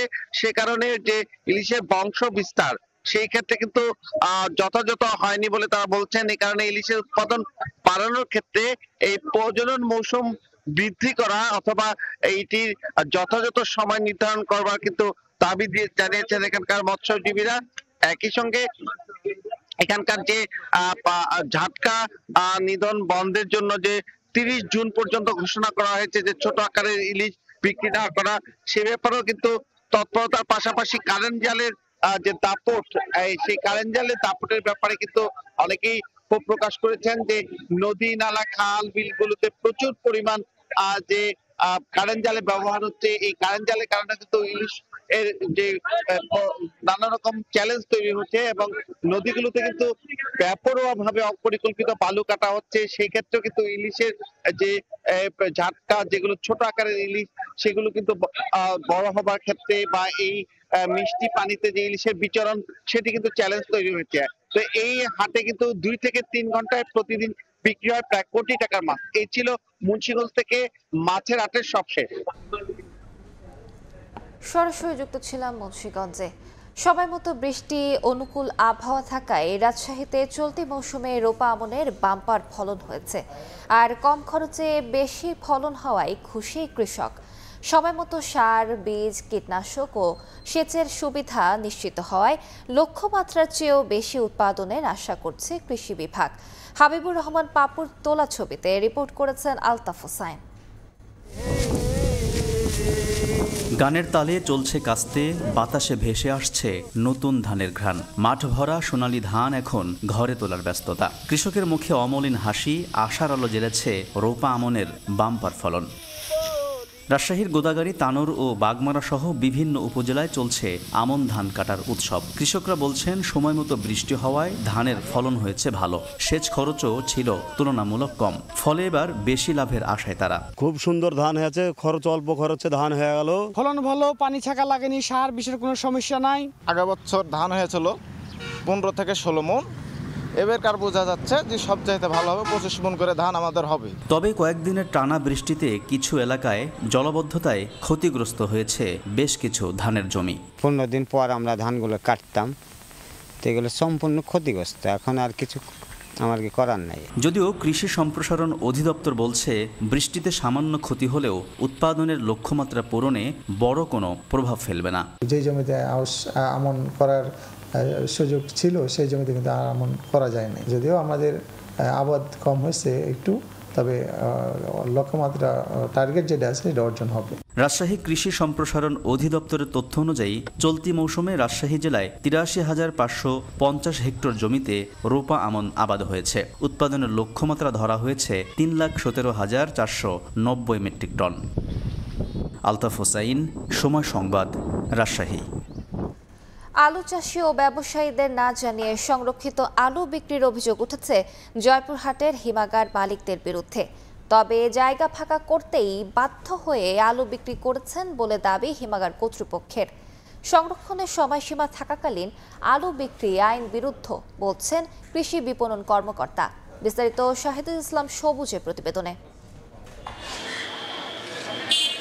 খেতলাল উপজেলার ভাসিলা এলাকায় পরিচালিত মোল্লা কোল্ড স্টোরেজে এবার 1,89,000 বস্তা আলু সংরক্ষণ করেন কৃষক ও ব্যবসায়ীরা। লক্ষ্য ছিল উত্তোলনের সময় আলু বিক্রি করে কিছু টাকা আয় করবেন, কিন্তু কৃষক ও ব্যবসায়ীদের সেই আশায় ঘুরে বালি। তারা বলছেন সংরক্ষণের জন্য যে আলু তারা রেখেছিলেন উত্তোলনের সময় স্টোরে গিয়ে দেখেন সেগুলো আগেই বিক্রি করেছে হিমাগার মালিকরা। শুধু মোল্লা কোল্ড স্টোরেজ নয়, জয়পুরহাটের পাঁচদি উপজেলার সাথী হিমাগার 3 ও খেতলাল উপজেলার হাফিজার রহমান বীজ হিমাগারেও এমন প্রতারণার ঘটনা ঘটেছে। কৃষক ও ব্যবসায়ীরা বলছেন হিমাগারে সংরক্ষণ করা আলু তাদের না জানিয়েই বিক্রি করেছেন কর্তৃপক্ষ। আমি মোল্লা কোল্ড স্টোরে 1300 বস্তা আলু কিনেছিলাম, আমার অজান্তে আলুটা বিক্রি করে দেয়। আমি তখন বাজার মূল্যে টাকা নিতে যাই, আমাকে বাজার মূল্য টাকা দেয় না, ওদের ইচ্ছা মতন টাকা দেয়। তাদেরকে আমরা কিন্তু নোটিশও দিয়ে দিছি, একটা নোটিশ দিয়েছিলাম যে ভাই আপনার আলুটা আছে, এবারকার মজুতের পরিমাণটা অনেকটা বেশি, এই ক্ষেত্রে আপনার আলুটা আমরা কিছু বিক্রি করে দিচ্ছি, আপনি যখন বিক্রি করবেন আমরা সেই হিসেবে আপনাকে টাকা পরিশোধ করে দেব। তবে অমান্য করে সংরক্ষণের সময় পার হওয়ার আগেই আলু বিক্রি করা হয়েছে বলে অভিযোগ করেছেন কৃষি বিপণন কর্মকর্তা। না জানিয়ে বিক্রি করে যে অপরাধটা করেছে সেই অপরাধের প্রেক্ষিতে যদি কৃষক বা ব্যবসায়ীদেরকে আলুর ন্যায্য দাম পরিশোধ না করে তাহলে তাদের বিরুদ্ধে আমরা যথাযথ আইনগত ব্যবস্থা গ্রহণ করব। মৌসুমের শুরুতেই জয়পুরহাটের 5টি উপজেলার 21টি হিমাগারে মোট 2,07,000 মেট্রিক টন আলু সংরক্ষণ করা হয়। আইন অমান্য করে বিক্রির পর নভেম্বরের 6 তারিখ পর্যন্ত এসব হিমাগারে মাত্র 75,100 মেট্রিক টন আলু সংরক্ষিত রয়েছে। শাহিদুল ইসলাম সবুজ, সময় সংবাদ, জয়পুরহাট। ধ্বংসের দ্বারপ্রান্তে পাবনার ঐতিহ্যবাহী হোসিয়ারি শিল্প। স্থলপথে পণ্য রফতানিতে ভারতীয় নিষেধাজ্ঞা ও স্থানীয় বাজারে কাঁচামালের দাম বাড়ায় উৎপাদন বন্ধের মুখে বেশিরভাগ কারখানা। এ অবস্থায় শিল্প বাঁচাতে দ্রুত সরকারি হস্তক্ষেপ চান কারখানা শ্রমিক, কর্মচারী সহ সংশ্লিষ্টরা। সবুজ মোল্লার রিপোর্ট। গার্মেন্টসের জুট থেকে ক্ষুদ্র উদ্যোক্তারা গড়ে তুলছেন হোসিয়ারি কারখানা। পাবনার এসব হোসিয়ারি কারখানার সুনাম রয়েছে দেশজুড়ে। শহরের বাংলা বাজার থেকে চর সাধুপাড়া পর্যন্ত প্রায় 5 কিলোমিটার এলাকা জুড়ে রয়েছে রফতানিমুখী এসব কারখানা। হোসিয়ারি শিল্পের বড় বাজার ভারত, মালয়েশিয়া, দুবাই সহ মধ্যপ্রাচ্যের বিভিন্ন দেশ। প্রতি বছর এসব কারখানা থেকে আয় হতো প্রায় 1,500 কোটি টাকা। ভারতের ট্রানজিট সুবিধা বন্ধ হয় দুর্ভোগে পড়েছেন এই খাতের উদ্যোক্তারা। রেগুলার ডিউটি করতাম মনে করেন 9টা 10টা পর্যন্ত, এখন মনে করেন দুপুরে 1টা 2টা বাজতে আমাদেরকে ছুটি দিয়ে দেয়। 1-1.5 বছর হলে খুবই করুণা অবস্থা হয়েছে। আগে ইনকাম 800, 900, 1000, এখন হচ্ছে ডিউটি ভালোভাবে হয় না, তো একটা 3 ঘন্টা 4 ঘন্টা ডিউটি হয়, ফুল টাইম ডিউটি হইতো, এখন মনে করেন দুপুর ডিউটি হচ্ছে। পাশাপাশি স্থানীয় বাজারে বেড়েছে গার্মেন্টসের জুটের দামও। কাঁচামাল সংকটে বন্ধ হয়ে গেছে বেশিরভাগ কারখানা, বেকার হয়ে পড়েছেন বহু শ্রমিক। ইন্ডিয়াও মাল বন্ধ আছে, ইন্ডিয়াও মাল আগে যেতে হচ্ছে গা রোড দিয়ে, এখন যা লাগতে হচ্ছে জাহাজ। তো এখন কাজও নাই, সেভাবে মালও ইনপুট হয় না। সরকার আমাদের একটাই আবৃত্তি, আমাদের হুঁশিয়ারি পরিবেশ যেন সুন্দর করে। এই অবস্থায় শিল্প উদ্যোক্তাদের ঋণ সহায়তার পাশাপাশি সহযোগিতার আশ্বাস দিয়েছেন স্থানীয় বিসিক কর্তৃপক্ষ। তাদের এই শিল্পকে আমরা সহযোগিতা করার জন্য আমাদের যে প্রশিক্ষণ কার্যক্রম এটা চলমান আছে। এছাড়াও তাদের পণ্য বিপণনের জন্য আমরা মেলার আয়োজন করে থাকি। এছাড়া আমাদের এখানে হোসিয়ারি শিল্পের অনেক শিল্প প্রতিষ্ঠানের মধ্যে আমাদের ঋণ বিতরণ করা হয়েছে। হোসিয়ারি পণ্য ভারতে রফতানি হতে একদিন সময় লাগলেও স্থলপথে রফতানি নিষেধাজ্ঞার পর সময় লাগছে 5 থেকে 6 দিন। সময় সংবাদ, পাবনা। ভোরের সময় এ ছিল আমার কাছে। পরবর্তী সংবাদগুলো জানাতে সঙ্গে থাকবেন আমিরুল ইসলাম আলিফ। ধন্যবাদ আলিশা। পিআর পদ্ধতির নামে জনগণের অধিকার ও গণতন্ত্র নিয়ে খেলাধুলা না করার আহ্বান জানান বিএনপির স্থায়ী কমিটির সদস্য ডক্টর AZM জাহিদ হোসেন। তিনি বলেন, দেশের মানুষ দেখে শুনে পছন্দের প্রার্থীকে ভোট দিতে অভ্যস্ত, কিন্তু যে পদ্ধতিতে প্রার্থীকে জানতে পারবেন না সেই পদ্ধতিতে ভোট দিতে জনগণ অভ্যস্ত নয়। মঙ্গলবার বিকেলে দিনাজপুরের হিলির নবাবগঞ্জে এক মতবিনিময় সভায় এই কথা বলেন তিনি। আজকে যারা পিআরের কথা বলে দেশের মানুষকে বিভ্রান্ত করতে চায় তাদেরকে আমরা স্পষ্ট, দেশের মানুষ এই যে আপনারা বসা আছেন, আপনাদেরকে আমরা পিআরও বলি নাই, কিছুই বলি। আপনি কি চান? ভোট চান, ভোট চান। আজ আপনার ভোট আপনি দিতে চান এবং আপনি যাকে চিনেন জানেন তাকে দিতে চান। জনগণের অধিকার নিয়ে যারা খেলাধুলা করতে চায় তাদের ব্যাপারে আমরা বলি, আপনারা গণতন্ত্র নিয়ে দয়া করে খেলাধুলা করবেন না। ফ্যাসিস্টদের ব্যাপারে অন্তর্বর্তী সরকারকে সতর্ক থাকার আহ্বান জানিয়েছেন বিএনপির সিনিয়র যুগ্ম মহাসচিব রুহুল কবির রিজভী। মঙ্গলবার বিকেলে রাজশাহী বিশ্ববিদ্যালয় ছাত্রদল আয়োজিত আলোচনা সভায় এ কথা বলেন তিনি। 13 তারিখে নাকি তারা বাংলাদেশে কিছু একটা ঘটাবে আন্ডারগ্রাউন্ডে থেকেই, এবং ভারত থেকে নাকি এরকম নির্দেশ আসছে। কেন এই সাহস পাচ্ছে? পলাতক যারা নেতা থাকেন তারা কিন্তু কখনোই স্বাভাবিক চিন্তা করতে পারেন না, নানা ধরনের দেশের অভ্যন্তরে সংঘাত করতে থাকবে। আমরা বারবার ডক্টর ইউনূস সাহেবকে বলেছি, দোসর যারা আছে তাদের ব্যাপারে সতর্ক থাকুন। দোসররা নানাভাবেই তারা ঘাড়ে সর হয়ে বসে আছে এই সরকারে। কিছুটা পদক্ষেপ নিয়েছেন কিন্তু সামগ্রিকভাবে তারা এটা করতে পারেন। বাংলাদেশ ব্যাংকের নিখোঁজ উপপরিচালক সৈয়দ নাঈম রহমানকে মাদারীপুরের একটি আবাসিক হোটেল থেকে অক্ষত অবস্থায় উদ্ধার করা হয়েছে। 3 দিন ধরে তার কোনো খোঁজ না পেয়ে উদ্বিগ্ন পরিবার রাজধানীর মতিঝিল থানায় সাধারণ ডায়েরি করে। মঙ্গলবার রাত 10:30টার দিকে শহরের পুরান বাজার এলাকার রয়্যাল রেস্ট হাউস থেকে তাকে উদ্ধার করা হয়। পুলিশ জানায়, গেল রোববার অফিস থেকে বের হওয়ার পর তার সঙ্গে পরিবারের যোগাযোগ বিচ্ছিন্ন ছিল। তথ্য প্রযুক্তি সহায়তায় তার অবস্থান শনাক্ত করা হয়। হোটেল কর্তৃপক্ষ জানায়, চাকরির পরীক্ষা দিতে এসেছেন বলে পরিচয় দেন তিনি এবং আগাম ভাড়াও পরিশোধ করেন।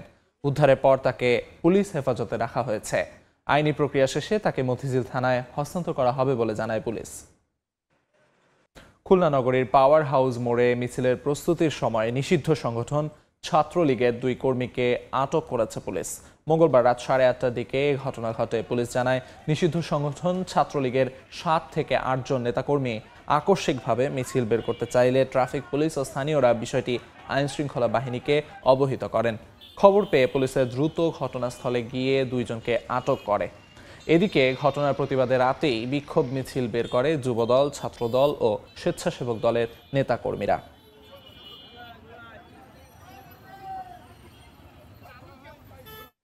পঞ্চগড়ে নিষিদ্ধ পলিথিন জব্দ করে ফেরার পথে ভ্রাম্যমাণ আদালতে হামলার চেষ্টা হয়েছে।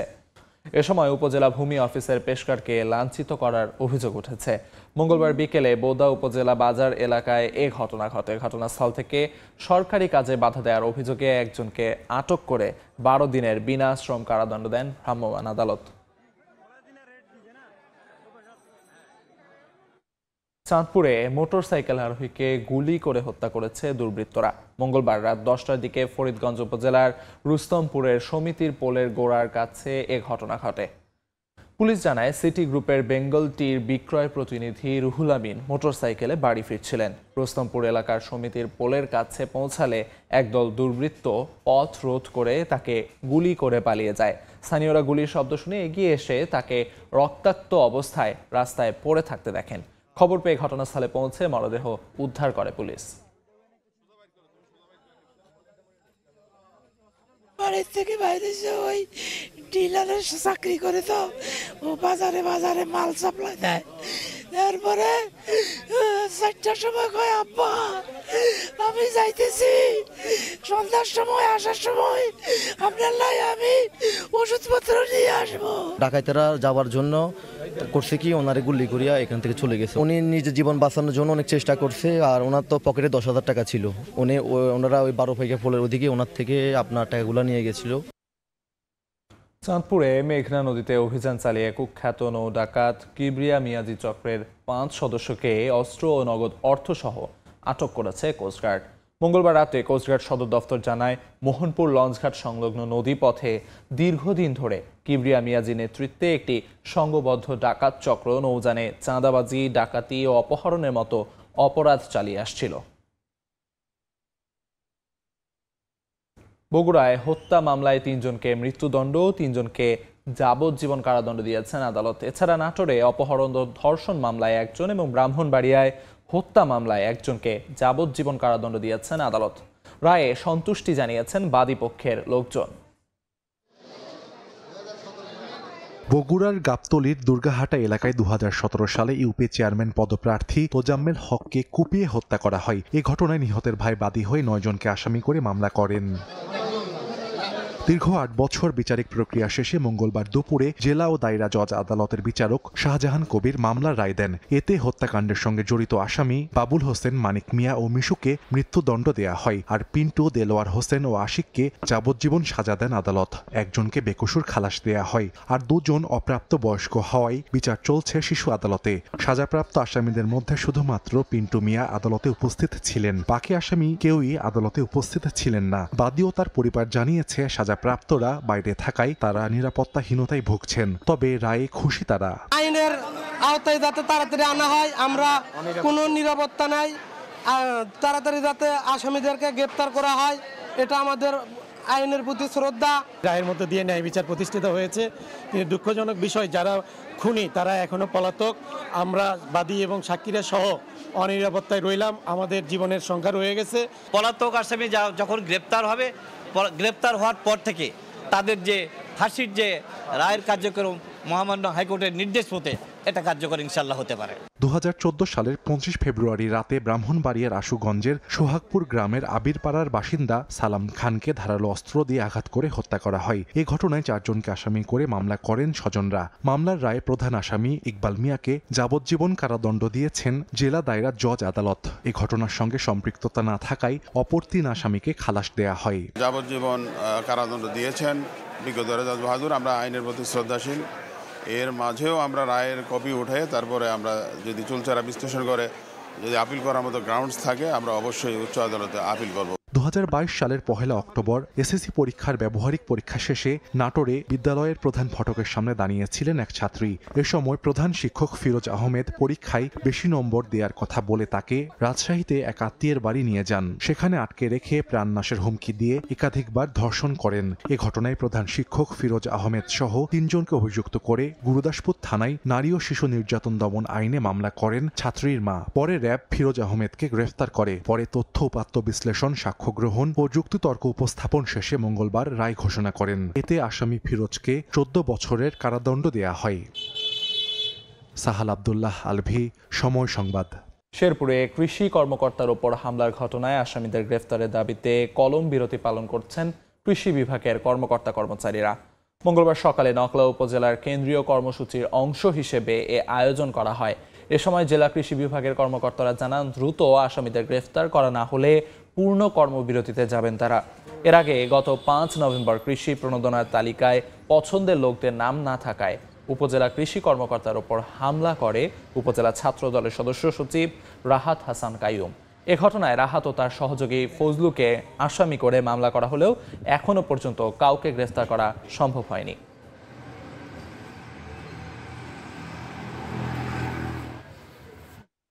পঞ্চগড়ে সুগার মিল চালুর দাবিতে আখ চাষিদের সমাবেশ অনুষ্ঠিত হয়েছে। মঙ্গলবার দুপুরে সুগার মিল অফিস চত্বরে এ সমাবেশের আয়োজন করে আখ চাষি ও অবসরপ্রাপ্ত শ্রমিক কর্মচারী কল্যাণ সমিতি। এ সময় বিগত সরকারের আমলে সুগার মিল সহ 6টি প্রতিষ্ঠান বন্ধের প্রতিবাদ জানান বক্তারা। দ্রুত বন্ধ হয়ে যাওয়া শিল্প প্রতিষ্ঠান চালু করতে অন্তর্বর্তী সরকারের প্রতি আহ্বান জানান তারা। চাঁদপুরের কচুয়ায় শিক্ষার্থীদের মাঝে শিক্ষা উপকরণ বিতরণ করা হয়েছে। মঙ্গলবার দুপুরে উপজেলার খাজুরিয়া লক্ষ্মীপুর পীর সোভানিয়া উচ্চ বিদ্যালয় ও খাজুরিয়া লক্ষ্মীপুর প্রাথমিক বিদ্যালয়ের 9 শতাধিক শিক্ষার্থীর মাঝে খাতা কলম, শিক্ষকদের মাঝে ডায়েরি ও কলম এবং বৃক্ষরোপণ কর্মসূচি পালন করে অস্ট্রেলিয়া বিএনপির সাবেক সাংগঠনিক সম্পাদক ইঞ্জিনিয়ার হাবিবুর রহমান। এ সময় তিনি বিএনপির ভারপ্রাপ্ত চেয়ারম্যান তারেক রহমান ঘোষিত 31 দফা বাস্তবায়নে কাজ করে যাচ্ছেন বলে জানান। আমাদের শিক্ষা ব্যবস্থার মধ্যে ঢুকিয়ে দিবেন ভবিষ্যৎ প্রজন্ম। যশোর বেনাপোল চেকপোস্ট দিয়ে প্রায় 12 বছর পর দেশে ফিরেছেন সান্ত্বনা নামে এক বাংলাদেশি মানসিক ভারসাম্যহীন নারী। মঙ্গলবার বিকেলে দুই দেশের ইমিগ্রেশন প্রক্রিয়া শেষে ট্রাভেল পারমিটে তাকে পরিবারের কাছে হস্তান্তর করা হয়। পারিবারিক সূত্র জানায়, সান্ত্বনার বাড়ি গাইবান্ধার সুন্দরগঞ্জের কাশীপুর গ্রামে। সীমান্ত পেরিয়ে ভারতে চলে গেলে পুলিশ তাকে আটক করে এবং দীর্ঘদিন তিনি কানপুরের একটি আশ্রয় কেন্দ্রে ছিলেন। গত বছর পশ্চিমবঙ্গের বেসরকারি সংস্থা ঈশ্বর সংকল্প এর মাধ্যমে তার পরিচয় শনাক্ত হয়। এরপর সাংবাদিক শামসুল হুদা সহ সংশ্লিষ্টদের উদ্যোগে বাড়ি ফেরা সম্ভব হয় সান্ত্বনার।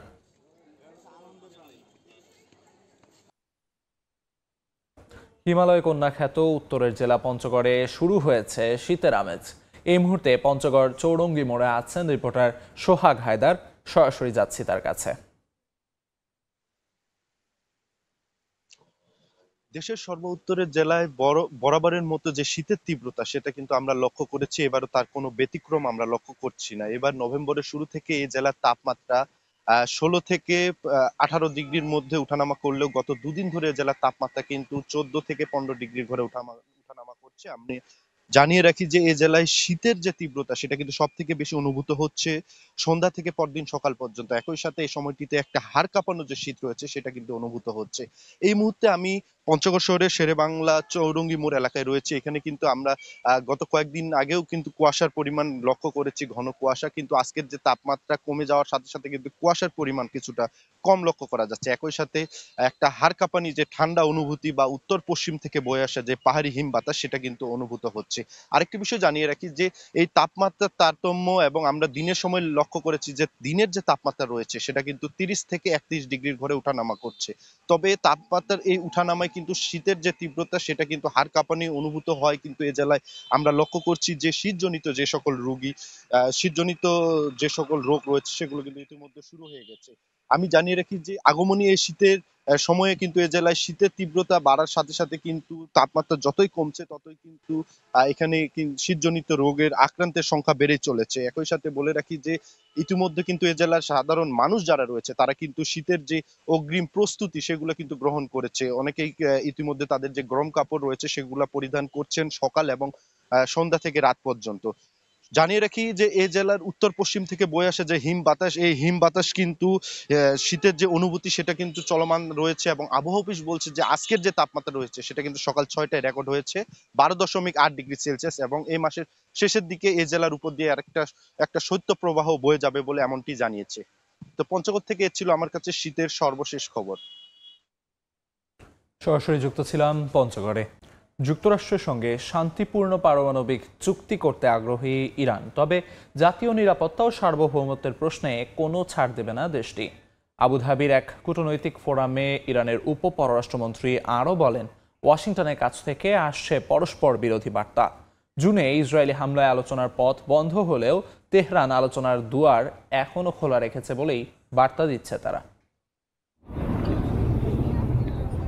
গেল জুন মাসে ইসরায়েলি হামলায় ক্ষতিগ্রস্ত হয় ইরানের পারমাণবিক স্থাপনা। ওই হামলায় নিহত হন দেশটির কয়েকজন সেনা কর্মকর্তা ও পারমাণবিক বিজ্ঞানী। তেহরানের অভিযোগ যুক্তরাষ্ট্র ইসরায়েলকে মদদ দিয়েছে। হামলার 2 দিন পর ওমানের মধ্যস্থতায় শুরু হওয়ার কথা ছিল 6ষ্ঠ দফা ইরান মার্কিন পরোক্ষ আলোচনা, কিন্তু সহিংসতার পর সেটিও বাতিল হয়ে যায়। এরপর ইরানের পররাষ্ট্র মন্ত্রণালয়ের মুখপাত্র বলেন, যুক্তরাষ্ট্র একদিকে আক্রমণ করে আবার অন্যদিকে আলোচনার প্রস্তাব দেয়। এটা নিছক ভণ্ডামি।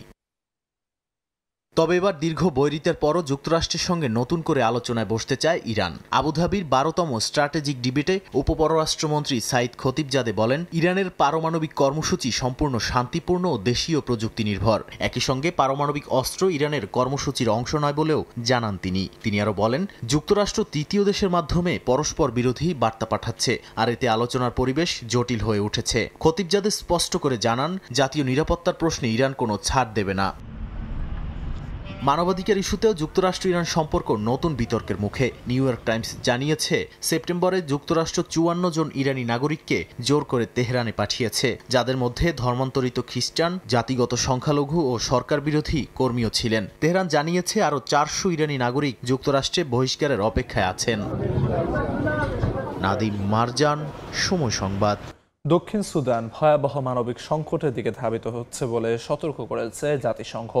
2023 সাল থেকে 12 লাখের বেশি মানুষ সুদানে প্রবেশ করায় কাল হয়ে উঠেছে বলে জানায় তারা।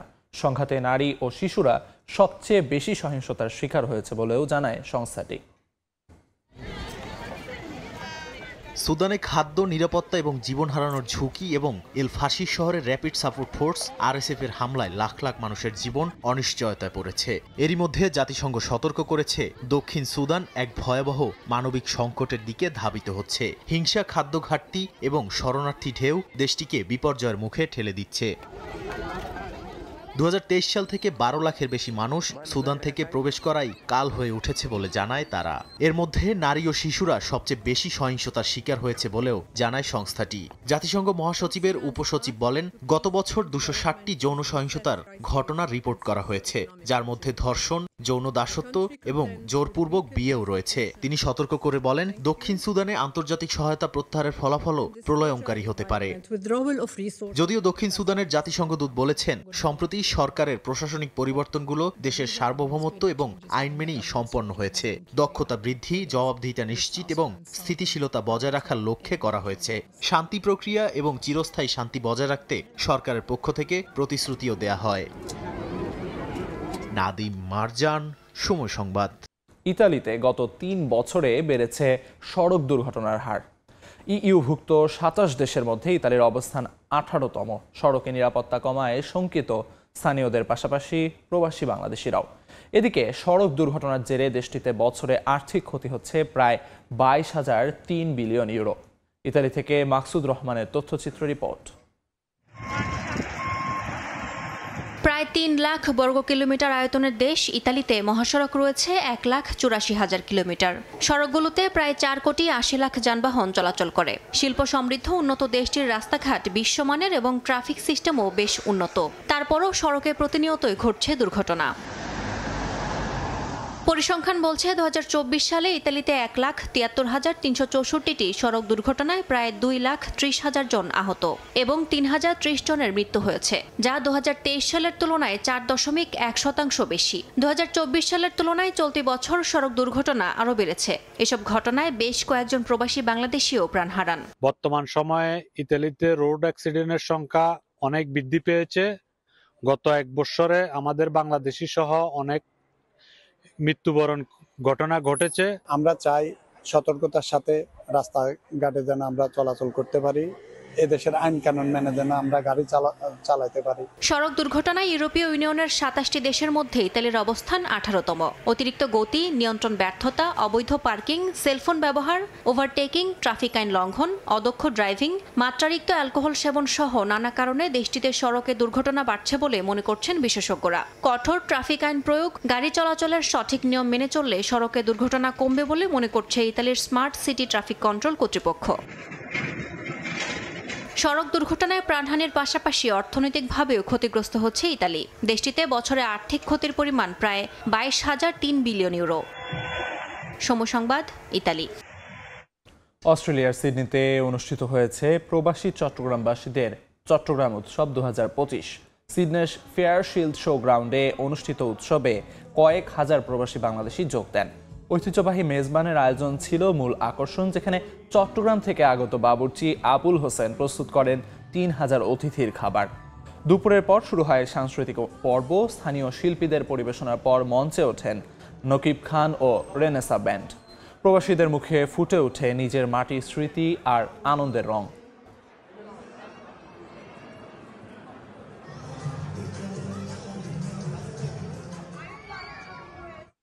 জার্মানির বার্লিনে বড়দিনকে সামনে রেখে শুরু হয়েছে ফরেস্ট উইন্টার লাইটস ফেস্টিভ্যাল।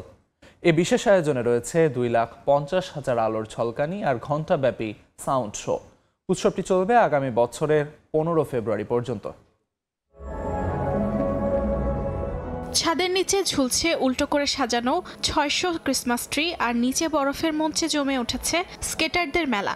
আলো আর সঙ্গীতে ভরা এই আয়োজন যেন উৎসবের আবহে শীতের গল্প বলে। জার্মানির রাজধানী বার্লিনে আসন্ন বড়দিনকে সামনে রেখে শুরু হওয়া ফরেস্ট উইন্টার লাইটস ফেস্টিভ্যাল উপলক্ষে দেখা মিলল এমন চমকপ্রদ আয়োজনের। উৎসবে পরিবার নিয়ে আসেন দর্শনার্থীরা। শিল্পী ক্রিস্টোফার বাউডারের নকশায় তৈরি এই আয়োজনে রয়েছে 400 বর্গমিটারের আইসরিং, 2.5 লাখ আলোর ঝলকানি আর ঘণ্টাব্যাপী সাউন্ড শো। বাউডারের মতে দর্শক এখানে শুধু দেখবেন না, বরং অনুভব করবেন শীত ও ক্রিসমাসের নানা আবেগ, যার ভেতর রয়েছে আনন্দ, ভালোবাসা, চিন্তাভাবনা, এমনকি রয়েছে বিষণ্ণতাও। শীত আর বড়দিনের সময়টা জুড়ে মানুষ নানা ধরনের অনুভূতির মধ্য দিয়ে যায়। কখনো নিখাদ আনন্দ আর ভালোবাসায় ভরে ওঠে, আবার কখনো ভাবনায় ডুবে যায় বা একটু বিষণ্ণ হয়। এ সময়টাতে মানুষের ভেতর নানা ধরনের আবেগ কাজ করে। ফরেস্ট উইন্টার লাইটস ফেস্টিভ্যাল চলবে আগামী বছরের 15 ফেব্রুয়ারি পর্যন্ত। অর্জিতা শেহজিন, সময় সংবাদ। এশিয়ান কাপ বাছাইয়ে অধরা জয়ের খোঁজেই ভারতের বিপক্ষে মাঠে নামবে বাংলাদেশ। ঘরের মাঠে এটাকে মোক্ষম সুযোগ হিসেবে দেখছেন হাভিয়ার কাবরেরা। এজন্য নেপাল ম্যাচেই সর্বোচ্চ প্রস্তুতি নিতে চান হেড কোচ। আভাস দিয়েছেন দলের সব ফুটবলারকে গেম টাইম দেয়ার।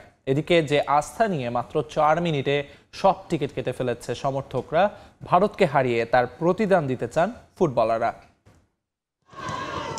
বাংলাদেশ ভালো ফুটবল খেলছে, কিন্তু তার প্রমাণ কই? এশিয়ান কাপ বাছাইয়ের পয়েন্ট টেবিলে তাকালে অর্জন বলতে কেবলই 2 ড্র।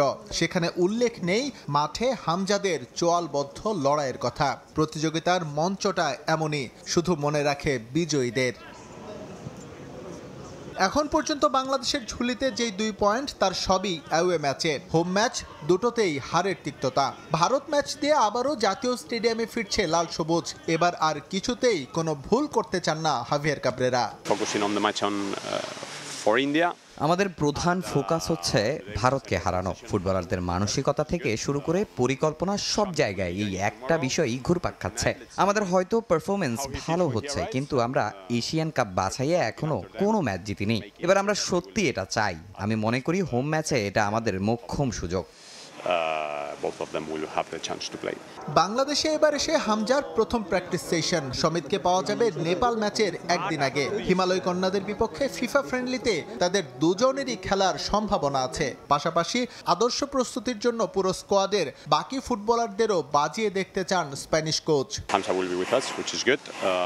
হামজা আজ অনুশীলন করছে। কাল দলের সঙ্গে সমিত সোমের অনুশীলন করার কথা রয়েছে। এখন পর্যন্ত যা পরিকল্পনা, নেপাল ম্যাচে তারা দুজনেই খেলবে। আমরা এই ম্যাচে সর্বোচ্চ প্রস্তুতি নিতে চাই, আর তাই নেপালের বিপক্ষে সবাইকে গেম টাইম দেওয়ার পরিকল্পনা আছে। গোল করার পর উদযাপন হবে, এটাই স্বাভাবিক। তবে কোন সিচুয়েশনে ফুটবলাররা সেলিব্রেশনে যাবেন তা জানা গুরুত্বপূর্ণ। হংকং এর বিপক্ষে ব্যাক টু ব্যাক দুটো ম্যাচেই এই উদযাপন নিয়ে হয়েছে সমালোচনা। তবে এবার আর সেই পথ মারাতে চান না ফুটবলাররা। যখন সিঙ্গাপুরের সাথে আমি গোল করছিলাম, তখন কিন্তু আমি বল নিয়ে তাড়াতাড়ি গেছিলাম, কিন্তু লাস্ট ম্যাচে যখন আমি হংকংয়ে গোল করি, তখন ওরা দর্শকরা অনেক বাজে ইঙ্গিত করছিল, যার কারণে আমি সেলিব্রেশন করছিলাম। যদি এরকম না হইতো তাহলে আমি সেলিব্রেশন করতাম না। সামনে ম্যাচগুলোতে আপনারা মাথায় রাখবো যে এগুলো যেন আর না হয়। ফুটবল ম্যাচের আসল আকর্ষণীয় হলো দর্শক, যারা আমাদেরকে মাঠে সবসময় এনার্জি দেয়। তো এবার আমরা দেখছি যে খুব তাড়াতাড়ি টিকিট বিক্রি হয়ে গেছে। তো এটা আসলে আমাদের জন্য প্রেরণা যে ভালো কিছু করার জন্য ইন্ডিয়া ম্যাচে। এদিকে নানা রকম গুঞ্জন থাকলেও বাংলাদেশের বিপক্ষে ফিফা ফ্রেন্ডলি ম্যাচে অংশ নিতে ঢাকায় পা রেখেছে নেপাল জাতীয় ফুটবল দল। এসএম ইকবাল, সময় সংবাদ, ঢাকা। আসন্ন নেপাল ও ভারত ম্যাচে জয়ের বিকল্প ভাবছেন না হামজা চৌধুরী। অর্থ নয়, দেশের ফুটবল উন্নয়নে কাজ করতে চান লেস্টার সিটি তারকা। এদিকে টেলিকম কোম্পানি রবির ব্র্যান্ড অ্যাম্বাসেডর হিসেবে চুক্তিবদ্ধ হয়েছেন হামজা। কোম্পানিটির সঙ্গে আগামী 1 বছর যুক্ত থাকবেন দেশের ফুটবলের এই পোস্টার বয়। হামজা চৌধুরী মাঠে কিংবা মাঠের বাইরে ক্লান্তি যেন হার মেনেছে তার কাছে। সোমবার সন্ধ্যায় ঢাকায় পা রেখে পরদিন সকালেই ব্যক্তিগত কাজে যুক্ত হলেন হামজা। নেপাল ও ভারত ম্যাচ সামনে রেখে দেশে এসেই আলো ছড়াচ্ছেন তিনি। মাঠের বাইরেও নিজেকে ব্যস্ত রাখছেন দেশের ফুটবলের পোস্টার বয়। এবার নতুন এক পথ চলা শুরু হামজার। দেশের একটি টেলিকম কোম্পানির সঙ্গে যুক্ত হয়েছেন তিনি। আগামী 1 বছর কোম্পানিটির ব্র্যান্ড অ্যাম্বাসেডর হিসেবে কাজ করবেন লেস্টার সিটির এই ফুটবলার। নতুন এই অভিজ্ঞতা নিয়ে রোমাঞ্চিত তিনি। It's one of the biggest companies in the country. And like we say, to obviously strive to help the younger generations and all the customers we already have. So yeah, for me to work for a brand that strives for better is something that aligns with the way I live my life too. So it's a massive opportunity and again. আর্থিক বিষয়গুলো অনেকটাই নগণ্য হামজার কাছে। ভালোবাসার জায়গা থেকেই দেশের ফুটবল উন্নয়ন করতে চান তিনি। It's not never just about the money. Obviously money always helps, but it's the passion for my country and how I can improve the conditions in this country. One of the main reasons I came to play for Bangladesh is to improve Bangladesh and give back what I can. A lot of my childhood memories are from Bangladesh and enjoying myself here. So to be able to come back and help in any way I can, if that's to inspire the younger generations to play football. আসন্ন নেপাল ও ভারত ম্যাচে সমর্থকদের জয় উপহার দিতে বদ্ধপরিকর হামজা। দুই বড় game আছে, Nepal friendly game for the warm up, ইন্ডিয়ার গেমের সঙ্গে। সো লাস্ট ফিউ রেজাল্টস আমরা রয়ে গেছে না, বাট আমরা একবারে ক্লোজ আছি, গুড পারফরমেন্সেস খেলতেছি আর ইনশাআল্লাহ ইন্ডিয়ার সঙ্গে জিতবো। দলের সঙ্গে দুদিন অনুশীলন করে বৃহস্পতিবার নেপালের বিপক্ষে মাঠে নামবেন হামজা চৌধুরী। রিফাতুল ইসলাম মিরন, সময় সংবাদ, ঢাকা। দিল্লির গাড়ি বিস্ফোরণের জেরে এবার ভারত সাউথ আফ্রিকা প্রথম টেস্ট ঘিরে নিরাপত্তা জোরদার করা হয়েছে। ইডেন গার্ডেন স্টেডিয়ামে এলাকা সহ গোটা কলকাতায় সতর্ক অবস্থানে আইন শৃঙ্খলা বাহিনী। টেস্ট চ্যাম্পিয়নশিপের মঞ্চে দুই হেভিওয়েট দল 2 ম্যাচ সিরিজে মুখোমুখি হওয়ার অপেক্ষায় Bharat South Africa. Defending champion আর সাবেক রানার্স আপদের লড়াই ঘিরে ক্রিকেট বিশ্বে আলোচনা। তবে 22 গজে নামার আগে আতঙ্ক ক্রিকেটারদের মনে। নয়াদিল্লির লালকেল্লা মেট্রো স্টেশনের কাছে সোমবারের গাড়ি বিস্ফোরণ কাঁপিয়ে দিয়েছে গোটা ভারত। বিস্ফোরণে হতাহতের ঘটনায় শঙ্কিত সবাই। বাংলাদেশ, পাকিস্তান ও নেপাল সীমান্তে উচ্চ সতর্কতা জারি করেছে ভারত। আর এমন একটা সময়েই শুরু হচ্ছে Bharat South Africa test series. 14 November প্রথম ম্যাচ শুরু ইডেন গার্ডেন্সে, যে ম্যাচ ঘিরে নিরাপত্তার কড়াকড়ি কলকাতা শহর জুড়ে।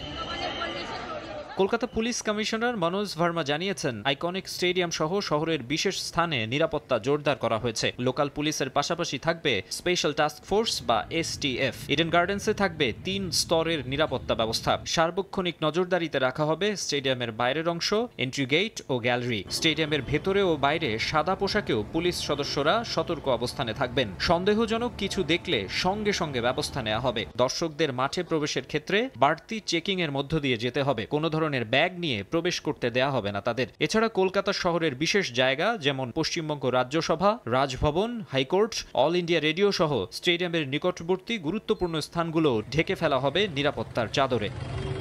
এ নিয়ে ক্রিকেট অ্যাসোসিয়েশন অব বেঙ্গলের সভাপতি সৌরভ গাঙ্গুলির সঙ্গে পুলিশের উচ্চপদস্থ কর্মকর্তাদের সভা অনুষ্ঠিত হয়েছে, যেখানে সিকিউরিটি প্রোটোকল চূড়ান্ত ও ক্রাউড ম্যানেজমেন্ট প্ল্যান রিভিউ করেছে দুপক্ষ।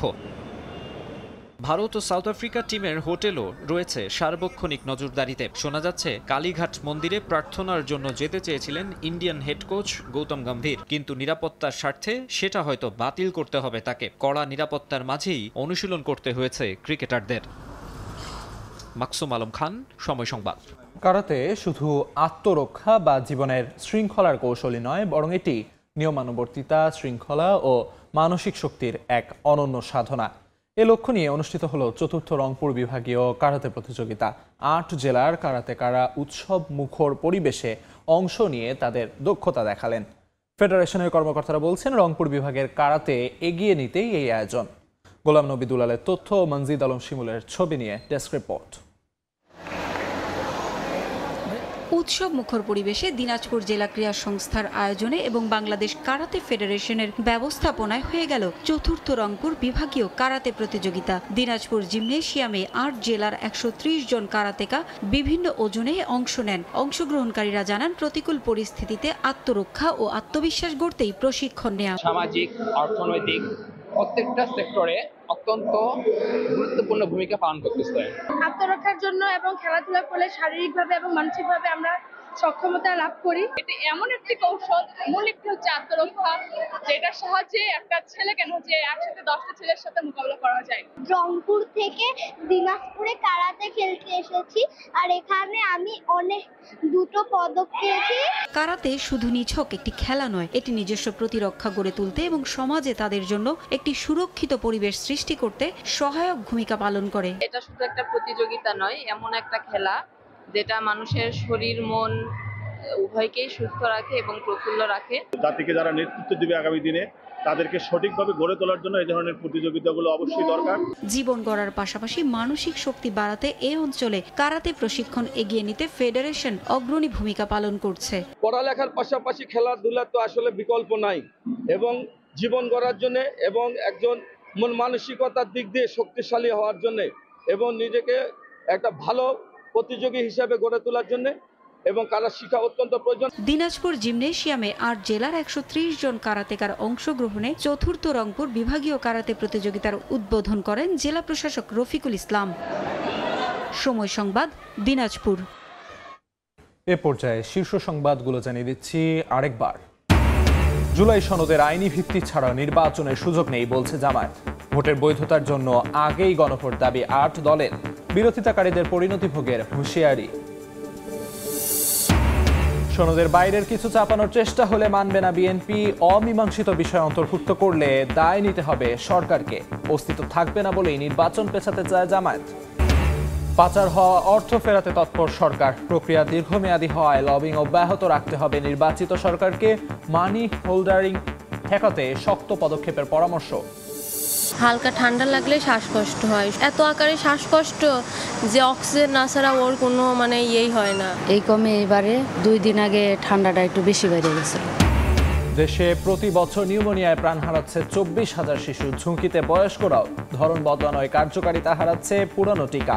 আধুনিক প্রতিষেধক ব্যবহারের পরামর্শ।